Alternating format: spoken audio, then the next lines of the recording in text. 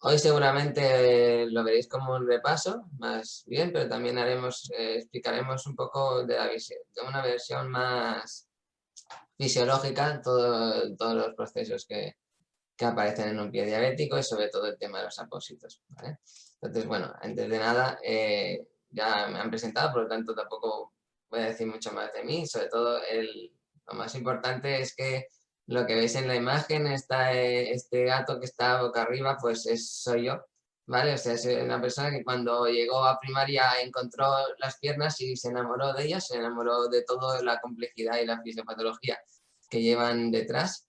Y así me he quedado, estoy así, no me he dado la vuelta, espero no dármela. Y bueno, ahora empecé a unir la pasión de la docencia, que me gustaba ya cada vez más, con el aprendizaje y bueno, voy haciendo un poco estas dos cosas, ¿no? Aprender y enseñar, aprender y enseñar. El blog que tengo ya es exclusivo de terapia compresiva y bueno, en extremidad inferior, pero bueno, también es verdad que puedo hacer otras cosas como pie diabético porque algo me sé. Entonces, bueno, vamos a empezar. Ya lo ha explicado un poco lo que haremos, ¿no? Este será el blog. Este será el bloque de las dos webinars de febrero, que serán, pues como podéis ver, el de pie diabético y apósitos. Y después aplicaremos estos apósitos en los pie diabéticos, pero primero ya veremos cómo lo organizamos y después, bueno, si esto será en abril, seguramente un nuevo bloque que lo haremos del vendaje, ¿no? Pero bueno, será después. Que veo muchas flechitas por aquí. Que no sé si es que... A ver. Vale, tengo que bloquear esto. Muy bien, bueno, sobre todo lo que nos interesa aquí de esta webinar es que hablaremos un poco de la introducción, que hablaremos de la valoración de la persona, que es súper esencial, el tema de la etiología de las úlceras, y después finalmente hablaremos de la cura tópica, pero ajustada a estas etiologías que hemos estado hablando, que estaremos hablando, ¿vale? Y repasaremos la cicatrización, pues el tema de las necesidades de cada lesión según la fase en la que esté, y finalmente repasaremos las grandes familias de apósitos. Después, en la segunda webinar, hablaremos ya de estos apósitos aplicados a las úlceras. Pero si no los conocemos y no hacemos un repaso de cómo funciona cada uno, es imposible, ¿vale? Entonces vamos a empezar un poquito, sobre todo, a hablar del pie. Así que bueno, antes de nada, voy a dejar un link que vamos a dejar, nada, unos 5 minutos para que entréis. Lo voy a dejar por el chat también, ¿vale? Porque me interesa que veáis esta lesión, lo voy a enseñar ahora. También me lo podéis utilizar con el móvil, ¿vale? Y si entráis en la...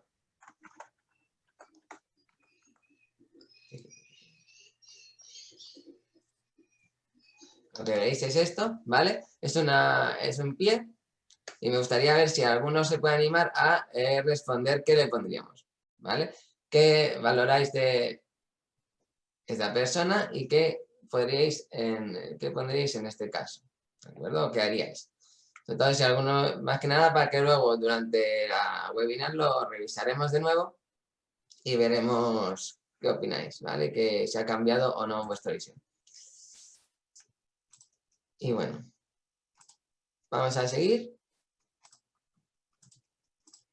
Así que empezamos, ¿vale? La introducción es el tema de los conceptos del pie diabético. Sabemos que en el pie diabético tenemos la definición de pie diabético de una manera sencilla, sería que es un pie que le tenemos que añadir un aumento constante y mantenido del azúcar, de la glucosa, una hiperglicemia, que esta hiperglicemia de mantenida durante el tiempo lo que provoca es una afectación tanto nerviosa como arterial en el pie. Por lo cual, lo que como podemos ver, el pie diabético es más o menos una suma de una arteriopatía junto con una neuropatía de diferentes tipos. Y aunque parezca esto muy sencillo, que es una arteriopatía más neuropatía, los cuadros clínicos que se pueden generar a partir de este algoritmo tan sencillo son, bueno, casi infinitos y además muy, muy graves también. Por lo cual, esta hiperglicemia mantenida durante el tiempo que afecta a nervios y arterias es lo que es la base del pie diabético, por lo cual si hablamos de la arteriopatía y hablamos de la neuropatía, hablaremos en general de lo que podemos ver en un pie.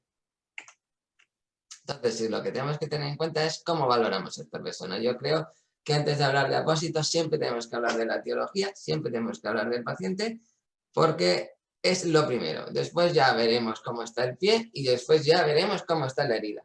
Siempre nos da mucha ansiedad hablar de la herida solo y queremos saber pues el apósito que le toca y tal y tal y tal, pero lo que tenemos que saber primero es quién tenemos delante, qué pie está unido, ¿vale? ¿Qué persona tiene unida ese pie? Entonces, yo utilizo el acrónimo de Heidi, que fue creado por un gran experto en España y gran amigo que se llama Miguel Ángel Mellado, ¿vale? Que tiene una unidad, esa idea, y que este acrónimo realmente no solo es para pie diabético, es para todo en esta vida, ¿vale? Pero es verdad que cuando hablamos de lesiones, normalmente nos abandonamos un poquito de lo que viene siendo el proceso habitual que haríamos con otra patología, porque siempre vemos la herida, ¿no? Entonces, lo primero que tenemos que hacer siempre es valorar la historia clínica, hacer una exploración del pie y de la úlcera y finalmente hacer una investigación, que hablamos de un tipo de pruebas, ¿vale? Una vez hecho eso, sí que hacemos un diagnóstico. Es decir, después de toda esta historia, esta exploración y esta investigación, finalmente hacemos el diagnóstico y por último la intervención. Normalmente esto pasa en cualquier cosa, ya sea una persona que se ha caído en la calle y hacemos pues toda la exploración, pero normalmente cuando nos encontramos una herida, normalmente empezamos por investigación, después lo diagnosticamos y finalmente historiamos. Y tenemos que ir aprendiendo a hacerlo al revés. Siempre empezar por historia y acabar por intervención. Entonces, en el pie diabético, una de las cosas que tenemos que revisar siempre, pues es las glicadas, ¿vale? La hemoglobina glucosilada, que es el valor que te da una más o menos orientación de cómo ha estado este azúcar, esta glucosa, de manera sostenida durante al menos 3 meses, ¿vale? Si está bien controlado o no. También queremos ver la dieta, cómo caminas, qué ejercicio haces, si estás sedentario, si no, porque todo esto influye mucho, ya lo veremos. Los hábitos tóxicos que también afectan bastante, sobre todo a nivel arterial. La medicación que toma, la ocupación, porque también cambia mucho una persona, que no es lo mismo alguien que trabaja sentado todo el día, que una persona que está de chef, pues 12 horas de pie, con el calor, con una bota grande, y esto también influye mucho a la hora de ulcerarse. Y el estado económico, porque tampoco podrás recomendar lo mismo en una persona u otra. Tenemos una exploración de la extremidad, después de ver la persona, vemos un poco la extremidad y después el pie, veremos el pulso, si tiene signos de arteriopatía o neuropatía, cómo son las uñas, cuál es el calzado, que es súper esencial, sobre todo para saber de dónde nos van a venir los tiros, ¿vale? Las pisadas, cómo pisa y sobre todo la higiene y la hidratación, ¿vale? Porque todo esto va a influenciar al final. Después en la investigación se basa en revisar pues el índice hacer un índice tobillo-brazo o en su defecto un índice de dedo-brazo, que ya veremos qué es, y sobre todo pues explorar, ¿vale? Para ver los signos de arteriopatía y neuropatía, pues habrá que ver la prueba de filamento, los reflejos, la vibración, que todo esto también vamos a hablarlo ahora, ¿vale? Finalmente, vamos a hablar primero de la exploración de la ¿vale? De neuropatía. Lo que primero valoraremos cuando sacamos los zapatos y los calcetines a un paciente es pues ver cómo se mueve el tobillo, ¿vale? Extensión, retracción de los dedos, del tobillo, de la rotación.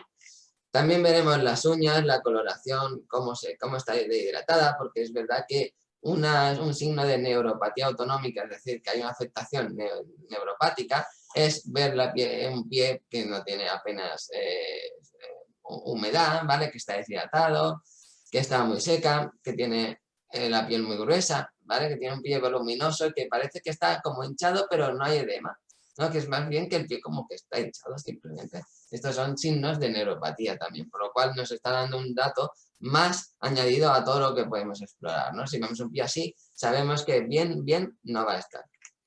También vemos la exploración interdigital. Esto es un momento de alta ansiedad, sobre todo para los podólogos y cualquier persona que le dé por mirar un dedo. y que vea ahí, porque a veces separas los dedos y es un tesoro, dices, a ver qué te vas a encontrar, y a veces te encuentras cosas que no te esperas y otras cosas que te esperas, como por ejemplo lesiones de humedad o similares, ¿vale? Esto suele pasar mucho y es algo que tenemos que tener de habitual. No solo vemos la planta, no solo vemos las cosas, sino también vemos entre los dedos, las uñas y tal, que también nos dice mucho, y a veces hay lesiones entre los dedos que son bastante importantes. Es una práctica que tenemos que hacer. Y los reflejos, porque los reflejos es una de las primeras cosas que se pierde y sobre todo nos interesa ver hasta qué punto esa persona los mantiene. Si no los tiene, pues ya podemos empezar a pensar en que tiene una neuropatía y entonces todo esto se tiene que sumar. La sensibilidad, no hace falta acercar al paciente a una zona que esté quemando para que, ¿notas el calor o te estás quemando? No, solo hace falta un instrumento o incluso sin instrumento, algo que sea de plástico y que tengas algo que sea metal y se lo acercas al pie. Entonces le vas diciendo, si esto lo notas frío, normalmente el hierro o el metal está más frío que el plástico. Todo también depende de dónde estés, porque si lo haces en Burgos ya está, ya puede estar, no puedes hacer plástico que va a notar las dos cosas frías, porque eso allí hace mucho frío. Pero normalmente utilizamos esto para detectar si tiene una pérdida sensitiva térmica, porque es una de las cosas que se pierde también. También la presión, la sensación de presión la tenemos que valorar de otra manera, ¿vale? No hace falta hacerle daño, simplemente con microfilamentos, que ya los conocéis, que es un hilo, ¿vale? Que está específicamente diseñado para hacer ejercer una presión determinada y que normalmente lo valoramos en unos 4 o 5 puntos, ¿vale? En función de la bibliografía, pero tampoco te está diciendo gran cosa. Lo que te está diciendo es que mínimo los puntos rojos y el azul tendríamos que valorar. Si vosotros queréis valorar más allá y hacer 10 puntos, pues vale, pero lo que nos interesa sobre todo es que note los dedos, note la planta y el talón. Y la parte de arriba a veces también podríamos hacer, pero bueno, la cosa es que es una exploración que lo tendríamos que utilizar. Y después la vibratoria, porque también es otra cosa que se pierde antes. Así que normalmente la térmica, la vibratoria, son las que disminuyen, ¿vale? Y finalmente la presión, la sensación del microfilamento, es decir, que no nota que le estamos tocando, y eso es un riesgo alto de ulceración y podemos decir que este paciente tiene una neuropatía. ¿Vale? Todos estos datos nos van a dar información para poder diagnosticar la úlcera, porque si no hacemos esto, no puedes diagnosticar, y si no puedes diagnosticar, no puedes tratar ni poner ninguna posición. ¿Vale? También tenemos que, aparte de la neuropatía, tenemos que valorar el nivel arterial.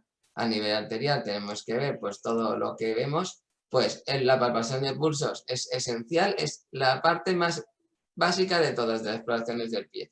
Cuando se quitan los zapatos tenéis que ir a por el pulso, es lo primero, ¿vale? Sobre todo pulso de arteria media y tibial posterior. La tibial posterior, pues depende, lo vas a encontrar porque o no, depende si hay mucho edema, si no. Y el pedio, a veces en un 20% de los casos no está porque tiene ramificaciones y se pierde. Por lo cual, al menos uno de los dos tenemos que detectar, ¿vale? Al menos es uno de los dos. Y si están los dos, perfecto. Y si hay uno, también nos va a afirmar lo mismo que si tocaran los dos. Así que, bueno, uno de los dos. También tenemos, pues, todo el tema de la valoración, cómo es una pierna arterial, ¿vale? Esto también nos interesa. Entonces, una pierna arterial, es decir, qué signos tiene una pierna que no tiene bien el flujo sanguíneo, nos podemos encontrar una pierna cadáver. Si os imagináis una pierna cadáver, pues es lo que es una pierna con una arteriopatía, ¿vale? Es un pulso débil o no tiene pulso, la pierna está atrófica, pálida, tiene las uñas tróficas, es decir, las tiene engrosadas y no es por hongos. Está fría, está seca y sin pelo. Normalmente estos son los signos que nos darán. Pues aquí tenéis un ejemplo, ¿no? Una pierna que tiene, pues eso, unas uñas engrosadas, pues que tiene es bastante delgada, ¿no? Que no tiene apenas pelo, que está como paliducha. Pues estos son signos de que estás diciendo, aquí sangre, pues parece que no hay. Igual vas, coges y miras el pulso y lo tiene, pero viendo la extremidad no puedes decir, no, si tiene pulsos, está perfecto. Hombre, pues esta pierna, tal como está, seguramente sí que tiene algo, porque ahora veremos qué pasa con las arterias y la diabetes. Y entonces muchas veces no vas a poder valorar bien la arteriopatía solo mirando pulsos. Entonces, ¿qué investigamos? ¿No? Hemos valorado al paciente, hemos visto la extremidad, hemos visto tal como es, nos faltará la investigación, ¿vale? Estamos en HEI de Heidi, estamos en la HEI, en la I, ¿vale? Entonces, hay dos pruebas, digamos, complementarias, que no son complementarias porque yo considero que son como necesarias, que a veces te aportan o no mucha información, pero las tenemos que hacer. Y una de ellas es el índice tobillo-brazo, ¿vale? Que se consiste en la medición de los pulsos, tanto radiales como del pulso pedio y la tibial posterior de la extremidad inferior, ¿vale? Y hace una relación entre el brazo, entre la presión sistólica del brazo y la presión sistólica del pie. No me voy a entretener mucho, pero si queréis que hable más de ITB, pues lo comentáis y paramos. Pero si no, esto sería un poco la idea, ¿no? Miramos la presión sistólica de ambos pies, de ambas arterias, y también volvemos a mirar de ambas extremidades las radiales. Entonces hacemos una relación entre el tobillo y el brazo. Esto nos da un valor y este valor nos va a indicar más o menos si tiene arteriopatía o no. Entonces esto sería un poco la interpretación de la prueba. Tenemos que si está entre 0,9 y 1,2 es que no está en la normalidad, eso, digamos que el ITB está correcto, por lo tanto no podemos descartar la arteriopatía en la mayoría de los casos. Si está más alto de 1,2 significa que las arterias están muy duras como para comprimirse y por lo cual no podemos saber cómo está el flujo, ¿vale? Y si empezamos de 0,9 hacia abajo, sabemos que tiene una arteriopatía de diferentes grados, leve, moderada y ya severa si fuera pues más de 0,5 hacia abajo. Eso es un poco el plan, ¿vale? Lo que nos interesa es que si el ITB está más bajo de 0,9, ya podemos decir que tiene un componente arterial. ¿Cuál? Pues va a depender un poco del valor que tenga el ITB, de la exploración de la pierna y un poco lo que te diga dónde está localizada la úlcera y tal. Ya lo veremos más adelante, ¿vale? Pero esto es un añadido más. Después, si el ITB sale calcificado, hay otra prueba, que es el índice de dedo-brazo, que también se utiliza mucho en podología, porque ahí es donde tenéis más acceso a este tipo de pruebas. En primaria, por ejemplo, donde yo trabajo, no, ¿vale? Pero bueno, tenemos otras maneras de sobrevivir. Entonces tenemos el índice de dedo-brazo, que es lo mismo que hacíamos con la pedia y con la tibial posterior, lo hacemos en el dedo. También con un mini manguito, súper mono, así que va hinchándose igual y te hace la misma relación entre el dedo y el brazo.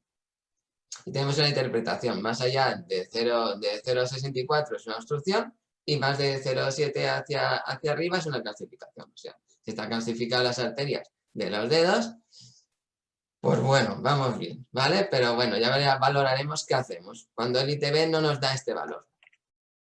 Entonces, la valoración diagnóstica, tenemos que hacer finalmente el diagnóstico, ¿vale? De la úlcera, porque tenéis que entender que el pie diabético tiene es un síndrome que tiene muchas características y la ulceración es una de las máximas expresiones del pie diabético, dentro de la cual tenemos la amputación, que es como lo más, ¿no? Pero antes de ello está la úlcera. Y si podemos evitar llegar a la amputación, mejor. Pero bueno, la úlcera es una mezcla entre una arteriopatía y una neuropatía que hemos explorado previamente, ¿vale? Tenemos las úlceras neuropáticas, que serían aquellas que tienen solo una afectación neuropática, o sea que lo que está afectado es la neuropatía. Úlceras isquémicas, que la causa de que se haya hecho una úlcera es que no llega bien el riego sanguíneo. Y las úlceras neuroisquémicas, que es cuando las dos cosas están afectadas y las dos participan en que esa úlcera siga estando abierta, ¿vale? Lo que ahora veremos las características de cada una. Bueno, la úlcera neuropática se considera una lesión donde realmente la falta de sensibilidad es la causa de que la herida que aparezca, ¿vale? Por lo cual normalmente es cuando el pie o la persona tiene el pie que no nota la sensibilidad. Ya veremos qué. Vale, vamos a ver lo que pasa, por qué aparece la úlcera neuropática. Para empezar, tenemos que ver la fisiopatología de la lesión. Esto es un tajo, un corte de las diferentes capas de la piel y de tejidos subcutáneos y el músculo, ¿vale? Sabemos que los nervios inervan, ¿no? Que van hacia las glándulas sudoríparas, también inervan, pues bueno, la sensibilidad táctil depende de los nervios también, por lo cual están ahí. También están en la sensibilidad profunda, que está en la zona más de los tejidos subcutáneos y tal, que la propiocepción y todo esto, que es el tacto más, bueno, no es más allá de eso, es la sensibilidad que si se pierde esta, pues está, ¿vale? Y también irrigan a los músculos, por lo cual sabemos que el nervio está en todos lados, ¿vale? Entonces sabemos que si aparece un aumento elevado de azúcar, tanto en la sangre como en el fascio intersticial, lo que va a provocar es que estas arterias se engrosen, se cierren y dejen de irrigar al nervio. Además, el nervio también, por el aumento del azúcar, los daña y provoca desmineralizaciones, una microangiopatía, lo que hemos hablado de que las arterias se cierran, se necrosan y por lo tanto no irrigan bien al nervio, provocan una isquemia y finalmente también alteran el canal del sodio porque la glucosa interfiere en la captación de esta por el parte del nervio, por lo cual, en resumen, lo que estamos haciendo es destrozando el nervio. Este aumento del azúcar está como mellando poco a poco el nervio. Y lo que podemos imaginar es que el azúcar es como un comecocos que va liquidando poco a poco los nervios. Vale, los va matando, los va desmielizando, los va isquemiando y por lo tanto dejan de inervar las zonas donde antes sí que estaban puestas, ¿no? Por ejemplo, si al final el nervio no puede llegar bien a la glándula sudorípara, pues vamos a tener una pérdida de sudoración. Ya no vamos a sudar por el pie, y lo cual esto implica unas cuantas cosas. También podemos perder sensibilidad, porque si ya no el nervio se muere, pues está claro que ya no notamos. También podemos alterar la inervación muscular, que es importantísima para entender la neuropatía. Y es que si el músculo deja de ser inervado, dejará de contraerse, lo cual esto implica mucho. Ya veremos por qué. ¿Vale? Así que el azúcar ahí, que parece que no hace nada en la sangre, pues se puede cargar todo a nivel pues neuronal, por lo cual ya tenemos un poco el por qué aparecen estas grandes cosas: la pérdida de sensibilidad, la pérdida de sudoración y la alteración de la inervación muscular. Vale, así al final te quedas con una persona que le pasa esto, que no siente nada. Entonces, este es el final de la neuropatía, el que no pierde un pie que nosotros llamamos en calcetín, que es cuando se pierde toda la sensibilidad del pie, pero no solo la sensibilidad, sino la sudoración, la musculatura, que es decir, hay más allá solo de la afectación, digamos, de sensibilidad, ¿vale? La alteración neuropática, ¿cómo aparece? Pues hay tres grandes alteraciones nerviosas que ya hemos hablado, ¿no? La alteración de la inervación muscular, la pérdida de sensibilidad y la pérdida de sudoración. Y estas tres cosas, pues un poco se interrelacionan entre ellas y provocan, pues al final, la alteración. Lo vamos a ver. La alteración de inervación muscular implica de que haya lesiones en los músculos y en los tendones. ¿Por qué? Porque dejan de ser aplicadas por el nervio, ¿vale? No tienen ese conductor eléctrico y por lo tanto no se contraen de manera correcta.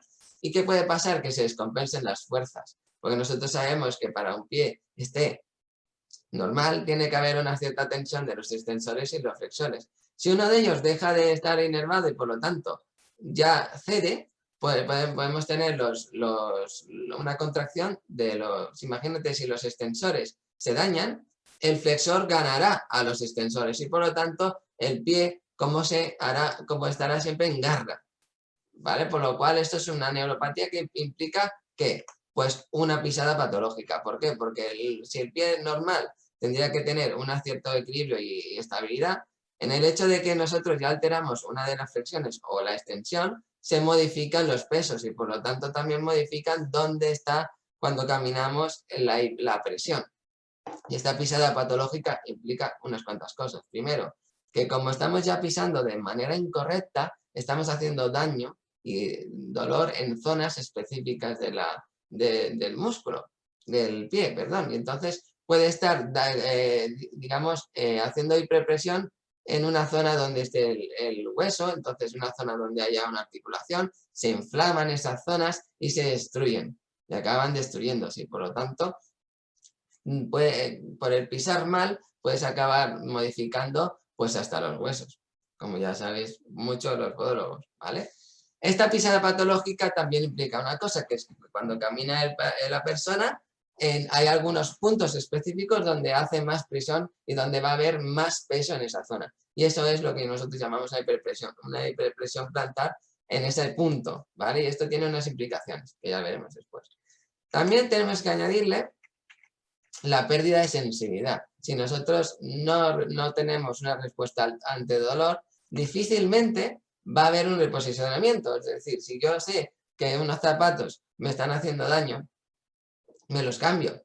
Si yo sé que cuando camino me está haciendo daño en el dedo, porque yo noto que está como siempre estoy apretando, siempre estoy dándome ahí, pues al final me compraré unas plantillas o haré o iré a podólogo para que me mire lo que hago, ¿vale? Y me lo corregirá. Pero como no lo sabemos porque no lo notamos, lo que vamos haciendo es que potenciamos esta pisada patológica. Y por lo tanto, si no notamos que estamos constantemente traumatizándonos en una zona, va a haber una hiperpresión plantar constantemente en esa zona. Y como el pie no lo nota, pues seguimos dándonos ahí.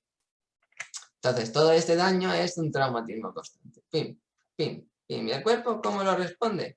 Pues responde protegiéndose. ¿Qué hace? Pues hiperkeratosis, es decir, un montón de capas de piel para ver si esa hiperpresión desaparece, pero no va a desaparecer porque la presión sigue siendo igual y no resolvemos esto. Por lo cual, al final, ese traumatismo constante y esa hiperkeratosis provoca una úlcera. Y es que la pérdida de sudoración, que es el último añadido, ¿vale? También provoca que nosotros no estemos no estemos tan defendidos, ¿vale? A la hora de alguna agresión, por ejemplo. Ya no estamos, el calor, ya el frío, ya no nos podemos hidratar correctamente, ¿vale? Entonces, toda esta disminución de las defensas en las agresiones, que la persona está caminando mal y que todo el rato tiene un traumatismo, acaba provocando una ulceración. Y esto es cómo deriva esta patología, ¿vale? A un problema neuropático y finalmente una úlcera neuropática. Los tres gatitos del apocalipsis, ¿vale? Tenéis que tener en cuenta que hay tres grandes factores que provocan una úlcera: la disminución de las defensas ante la agresión, el traumatismo constante y la hiperpresión plantar. Estas tres son las que al final acaban provocando la ulceración. Por lo cual, yo os digo, si queréis curar esa úlcera, tenéis que cargaros a los gatitos, es decir, tenéis que hacer una disminución de la defensa, tenéis que mejorar que la persona se cuide el tema de la higiene y la hidratación del pie, tenéis que evitar el traumatismo constante y sobre todo mejorar esa pisada. Si no, da igual los apósitos que pongáis, que no se cura. Y lo digo así, y esto es un tema de apósitos, pero es que esto es esencial y me niego a explicar los apósitos sin explicaros esto primero. ¿Vale? El aspecto de la úlcera del pie y de la úlcera neuropática es, como podéis ver, una cosa así, ¿vale? Son pies que tienen su cierta neuropatía. Veis que tienen en el pie de la izquierda, ¿no? Tenemos pues una úlcera en el dedo, ¿vale? Por hiperpresión. ¿Por qué? Porque estamos viendo que toda la planta está como más, el pie tiene una zona, vamos a hacerlo con colores, que se vea mejor. Todo esto de aquí es una hiperkeratosis, ¿vale? También tenemos que toda la zona esta son zonas de presión, ¿vale? Y aquí también camina de esta manera. También tenemos que el arco plantar está muy elevado, por lo cual es como si la presión de plantar fuera mucho más excesiva que el resto de la planta. Por lo tanto, la presión en metatarsos y en los dedos es mayor. Esto provocará un traumatismo constante que acabará lesionando el pie. También el paciente seguramente camina de una manera que el primer dedo es el que hace más presión, el que está rozando siempre, el que está traumatizando siempre, y por eso se ulcera ahí. Eso, o una costura del zapato, o que no utiliza bien los calcetines y tiene ahí la costura, cualquier cosa que haya provocado eso. También veremos cosas muy destacables, entre ellas vemos la hiperkeratosis, ¿vale? Que ya la vemos ulcerada, pero es toda esta zona, este borde grande y grueso que tenemos alrededor de la úlcera, ¿vale? Esta hiperkeratosis nos dice que aquí hay hiperpresión y por lo tanto seguramente es una neuropatía, y por lo cual es una úlcera neuropática, pero a veces no tiene por qué ser, porque aquí también tenemos los bordes hiperkeratóxicos que acaban ulcerándose. Por lo cual una úlcera normalmente el aspecto de este tipo de ulceraciones, zona plantar, ¿por qué? Porque donde hay presión va a haber úlcera neuropática, donde no hay presión normalmente no hay úlcera neuropática. La hiperkeratosis perilesional es clave para detectar una neuropatía, una úlcera neuropática. Tiene un dolor muy ligero porque, claro, estamos hablando de que no lo notan. A no ser que esté ya muy profunda la lesión y está afectando a hueso y por lo tanto a veces puede llegar a doler, pero normalmente no. ¿Vale? Los pulsos están presentes porque estamos hablando de una úlcera que no tiene afectación patológica arterial en principio, y que normalmente cuando hacemos la exploración la tiene afectada. En este caso, pues si vemos no hay reflejos, pues que no tiene sensibilidad y que hay hiperkeratosis y tal, pues ya está diciéndonos esta pierna que sí, que es una úlcera neuropática, ¿vale? Así que ya una vez hemos hecho el diagnóstico, ahora sí que voy a curarte, voy a tratarte, pero antes no. ¿Vale? Entonces vemos la valoración de la persona, vamos a hacer un repaso de lo que sería. En la historia clínica sabemos que trabajaría mucho de pie, que estaría mucho tiempo caminando. ¿Por qué? Porque traumatismo constante. Difícilmente una persona que no se mueve nada va a tener una úlcera neuropática, pero podría, pero difícilmente lo va a tener. Tiene una baja economía porque normalmente son los que no se pueden costear pues plantillas y tal y tal.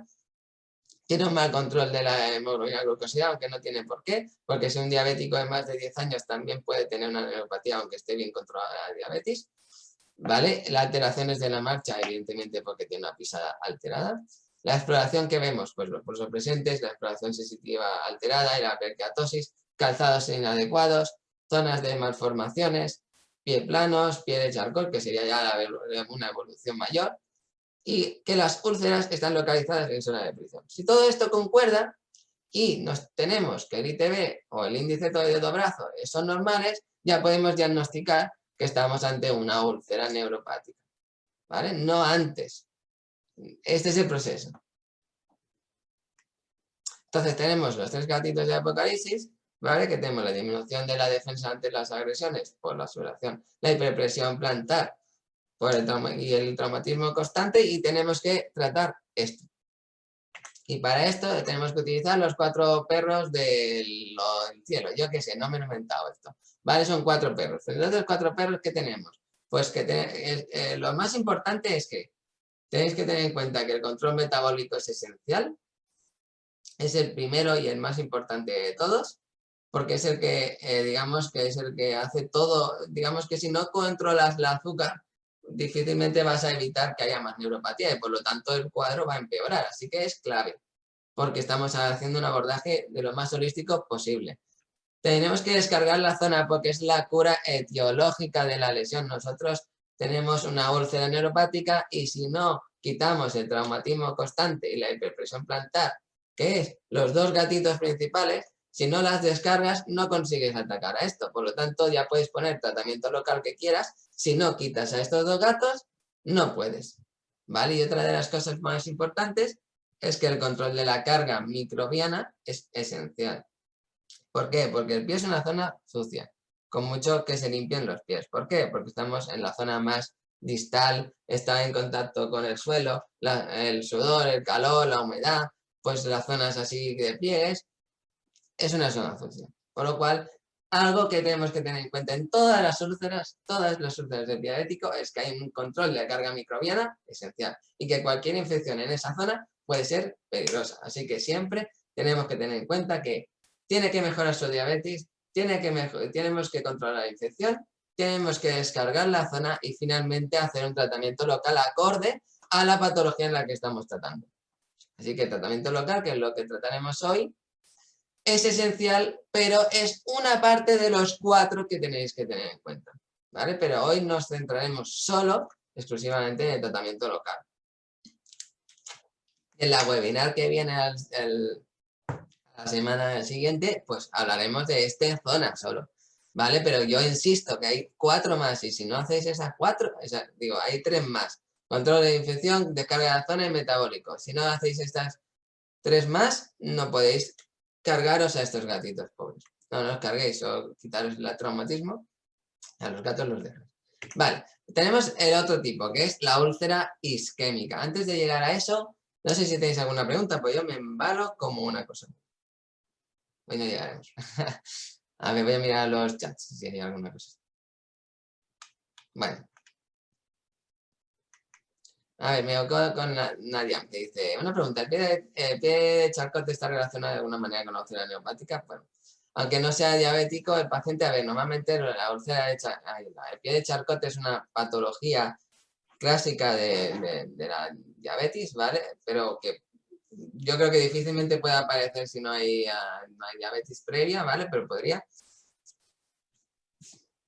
Y nuevamente va relacionado con la úlcera neuropática. Bueno, una cosa es la úlcera neuropática, otra cosa es el pie de Charcot. El pie de Charcot es un proceso inflamatorio en el que se destruyen parte de toda la planta, bueno, parte de articulaciones, porque hay un proceso inflamatorio muy heavy que si no lo inmovilizas el pie y no evitas ese constante traumatismo, lo que va haciendo es inflamación, es cargándose los huesos y se va destrozando todo y se va deformando el pie y quedando de una manera bastante atrófica y deformada, que eso, si le dejas correr y va caminando sin plantillas, sin nada, con esa deformidad y tal, acaba provocando una úlcera neuropática, por lo cual están relacionados, pero no tiene que ver exactamente una con la otra.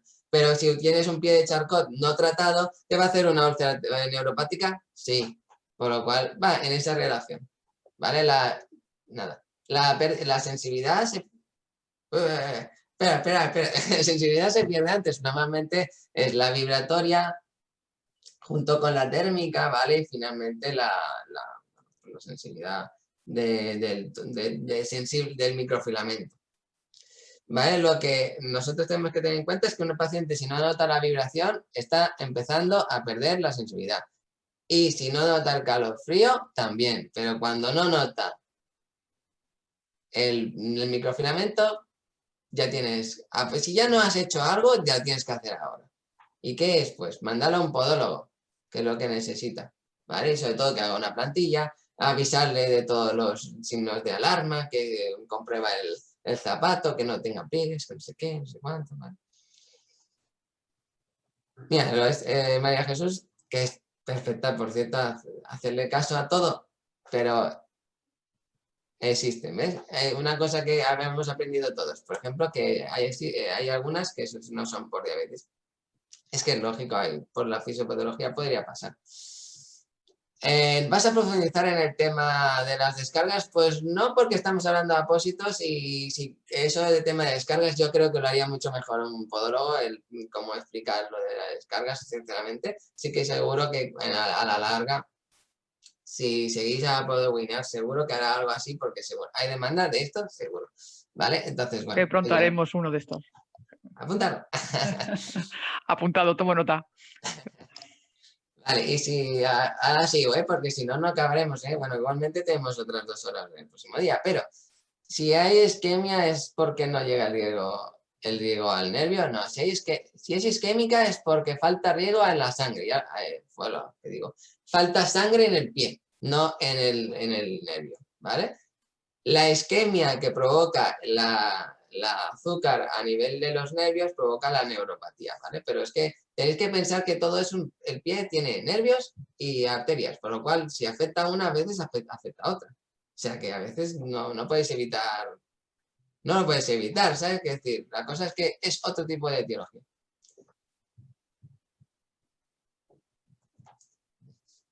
Lo que está claro es que lo que os quiero decir sobre un inciso que me han comentado, si el tema de que la movilidad provoca menos úlceras de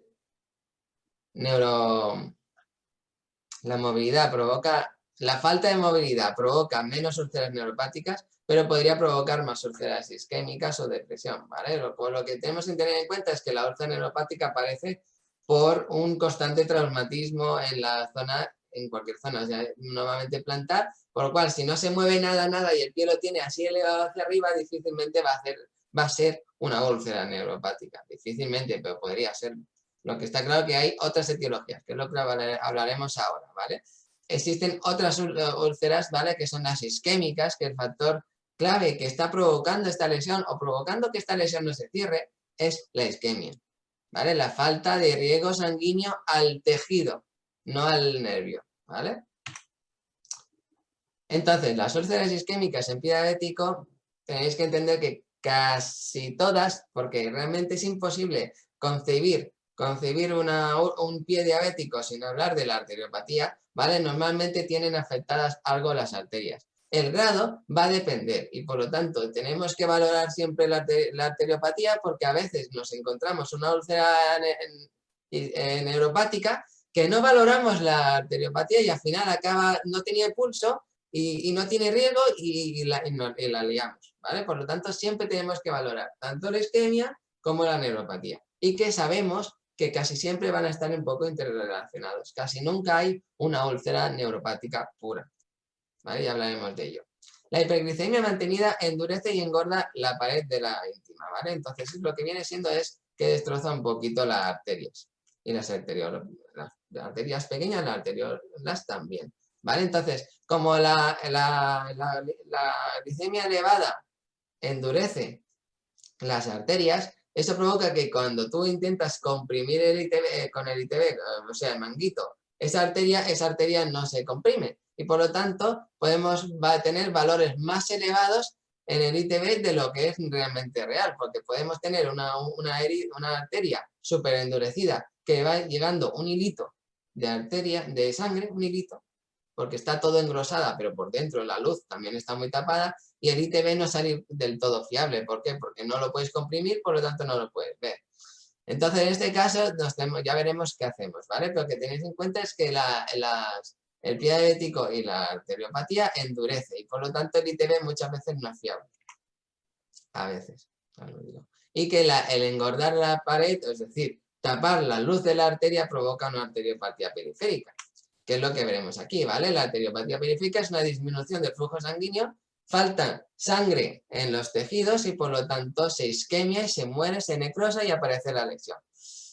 La causa principal es la arteriopatía periférica, normalmente es arteriosclerosis, esto es una placa arterioma, es decir, colesterol, leucocitos, endurecimiento de las paredes arteriales, es decir, la diabetes, ¿vale? Es una de las causas principales, entonces reduce la luz arterial cada vez más, hasta que el flujo sanguíneo es insuficiente como para que se mantenga la homeostasis en los tejidos y acabe muriendo. Y por lo tanto aparezca la lesión. ¿Vale? Entonces tenemos que la diabetes estrecha la luz y además endurece la pared. El ITB falseado, ¿vale? Al alza. ¿Por qué? Porque como no puedes apretar, el ITB sale muy alto porque el tobillo entre el brazo, el tobillo sale muy alto, o sea, puedes tener a 200 porque la presión que usas para el manguito para apretar la arteria no llega, entonces siempre sale un ITB mucho más alto. Esto significa que no te sirve la prueba del ITB. Entonces, ¿qué hacemos cuando no nos sirve el ITB porque nos sale falsamente al alza? Pues hablar con la pierna, sencillamente susurrarla y decirle, cuéntame lo que te pasa, que yo necesito saber qué te pasa. Por lo cual, hacemos una valoración arterial. ¿Qué hacemos? Valoramos a la persona, vemos los hábitos, ahora veremos qué.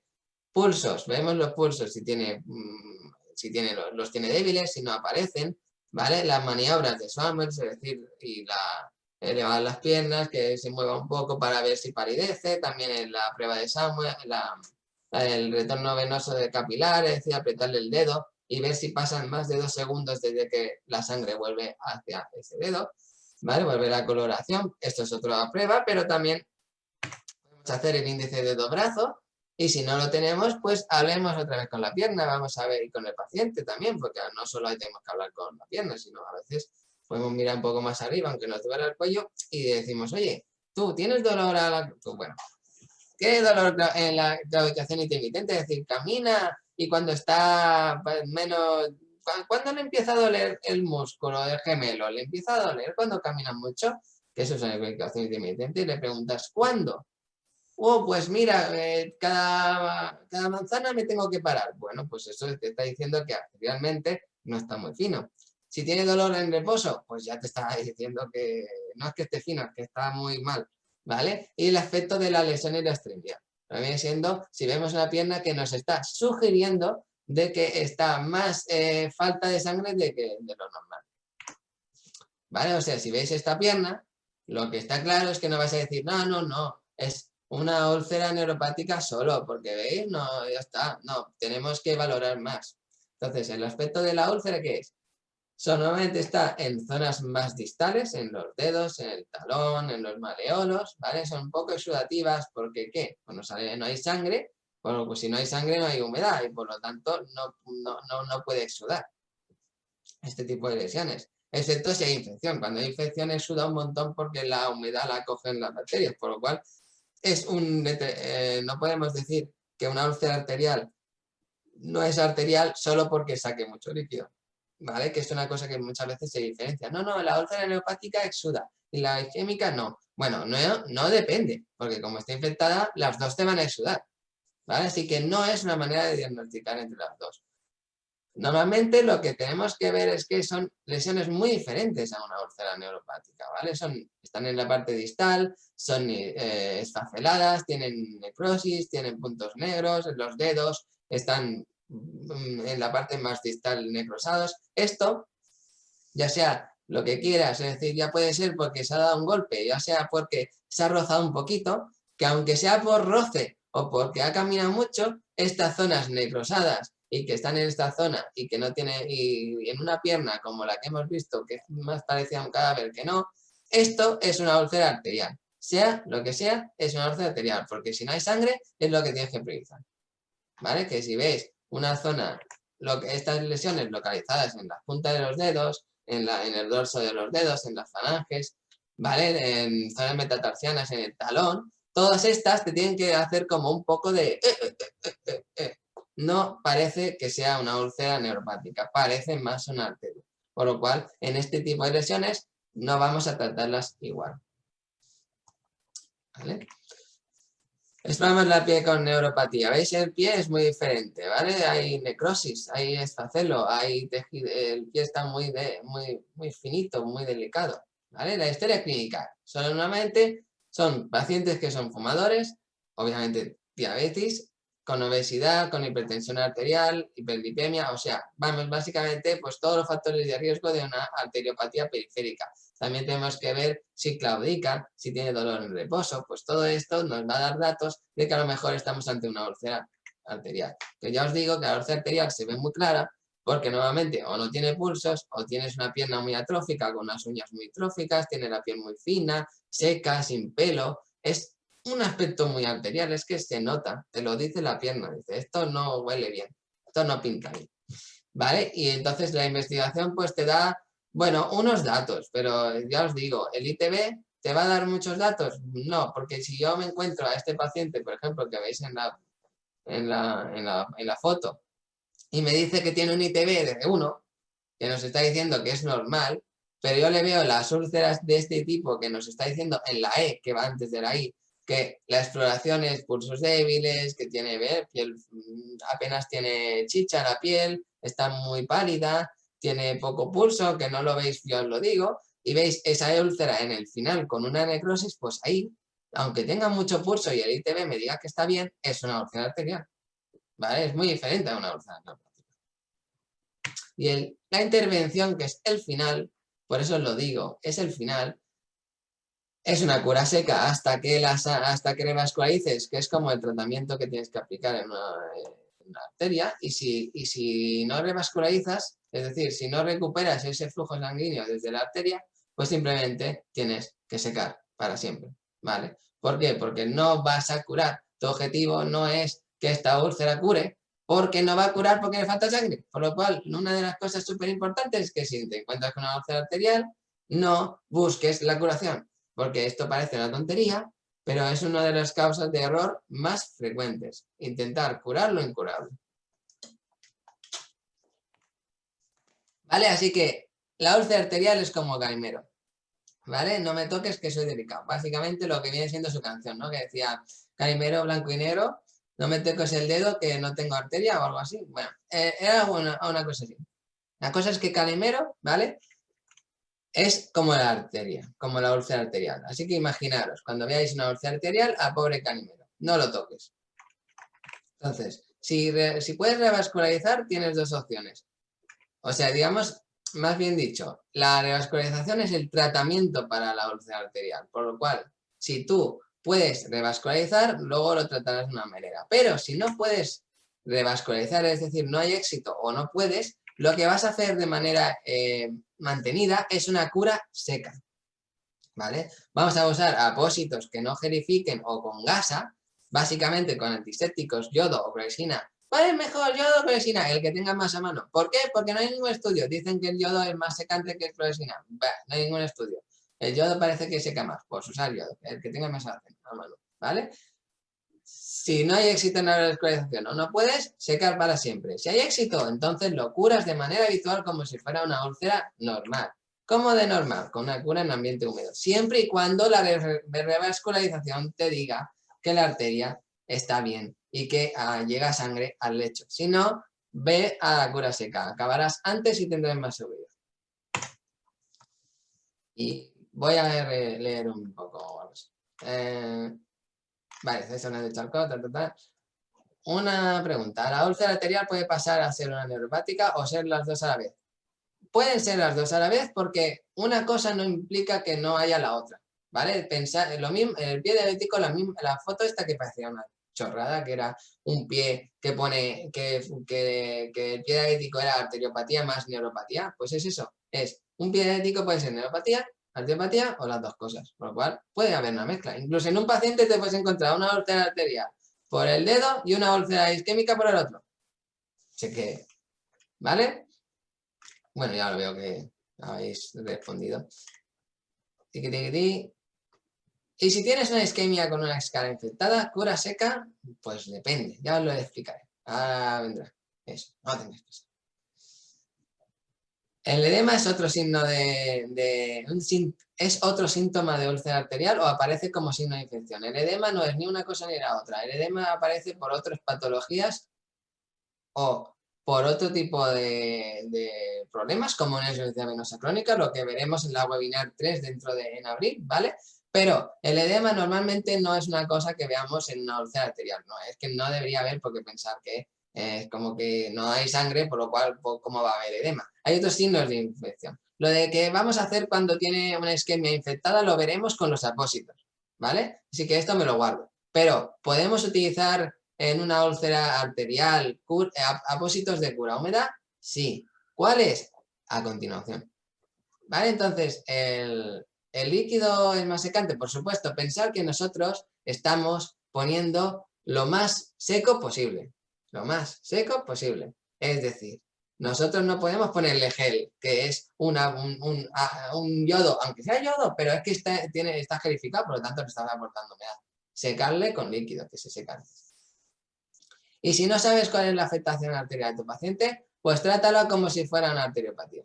Te sale más a cuenta y no la vas a liar si tú la tratas como una arteriopatía y aparte de la derivación, muy bien, Rebeca. Es que hay gente que ve que va mucho más allá que yo, fíjate. Lo que tenemos que saber es que si no hay afectación arterial y tienes que curar, no poner apósitos que sean húmedos, ¿vale? Pero obviamente siempre tenéis que hacer la valoración, ¿vale? O sea, tenemos que ir a derivarla o explorarla de otra manera, mirarle la extremidad inferior, ¿vale? Siempre hay alguna manera de saber la arteriopatía.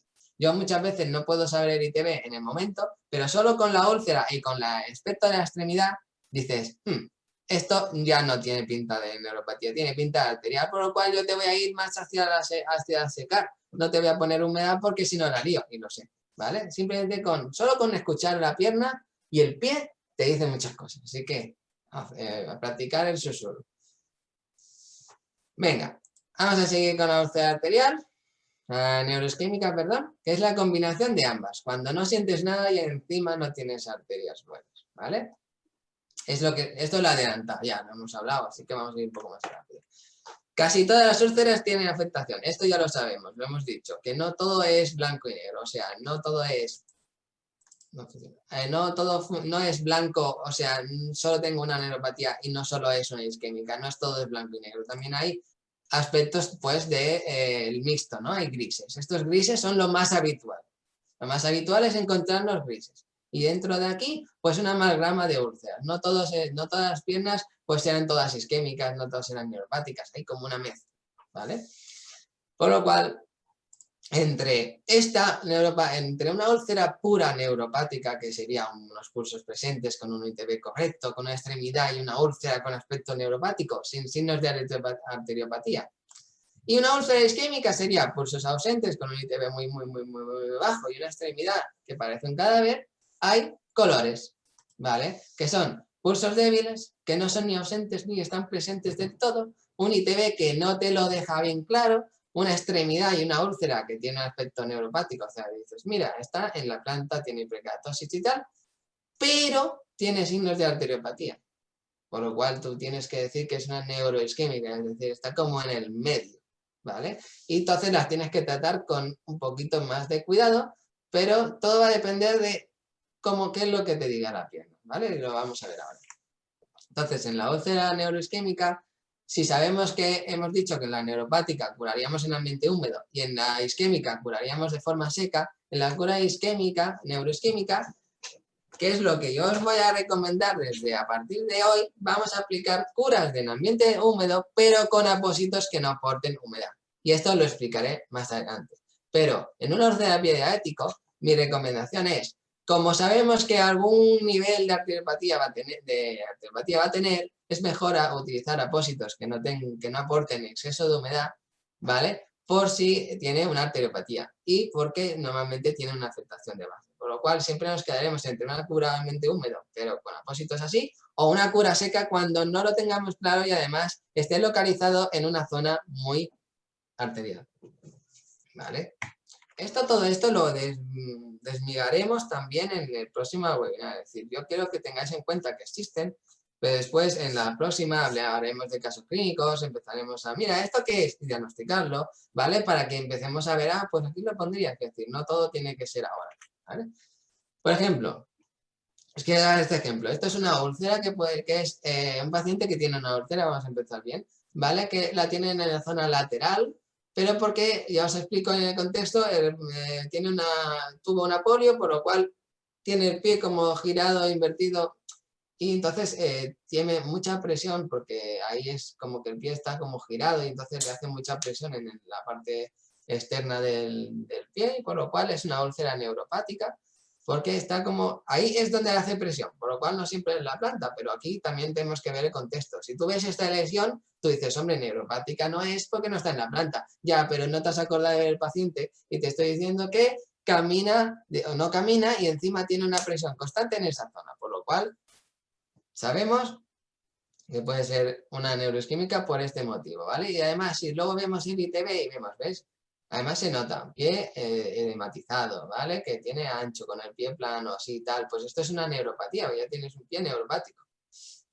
Después os digo, mira, tiene el ITB un poco justo, no se le ven los pulsos y tiene, pues eso, un aspecto de arteriopatía también por la zona, por el aspecto. Entonces aquí vas a hacer una cura en ambiente húmedo porque no es una arteriopatía, porque no está localizada donde hay y además el flujo más o menos es decente.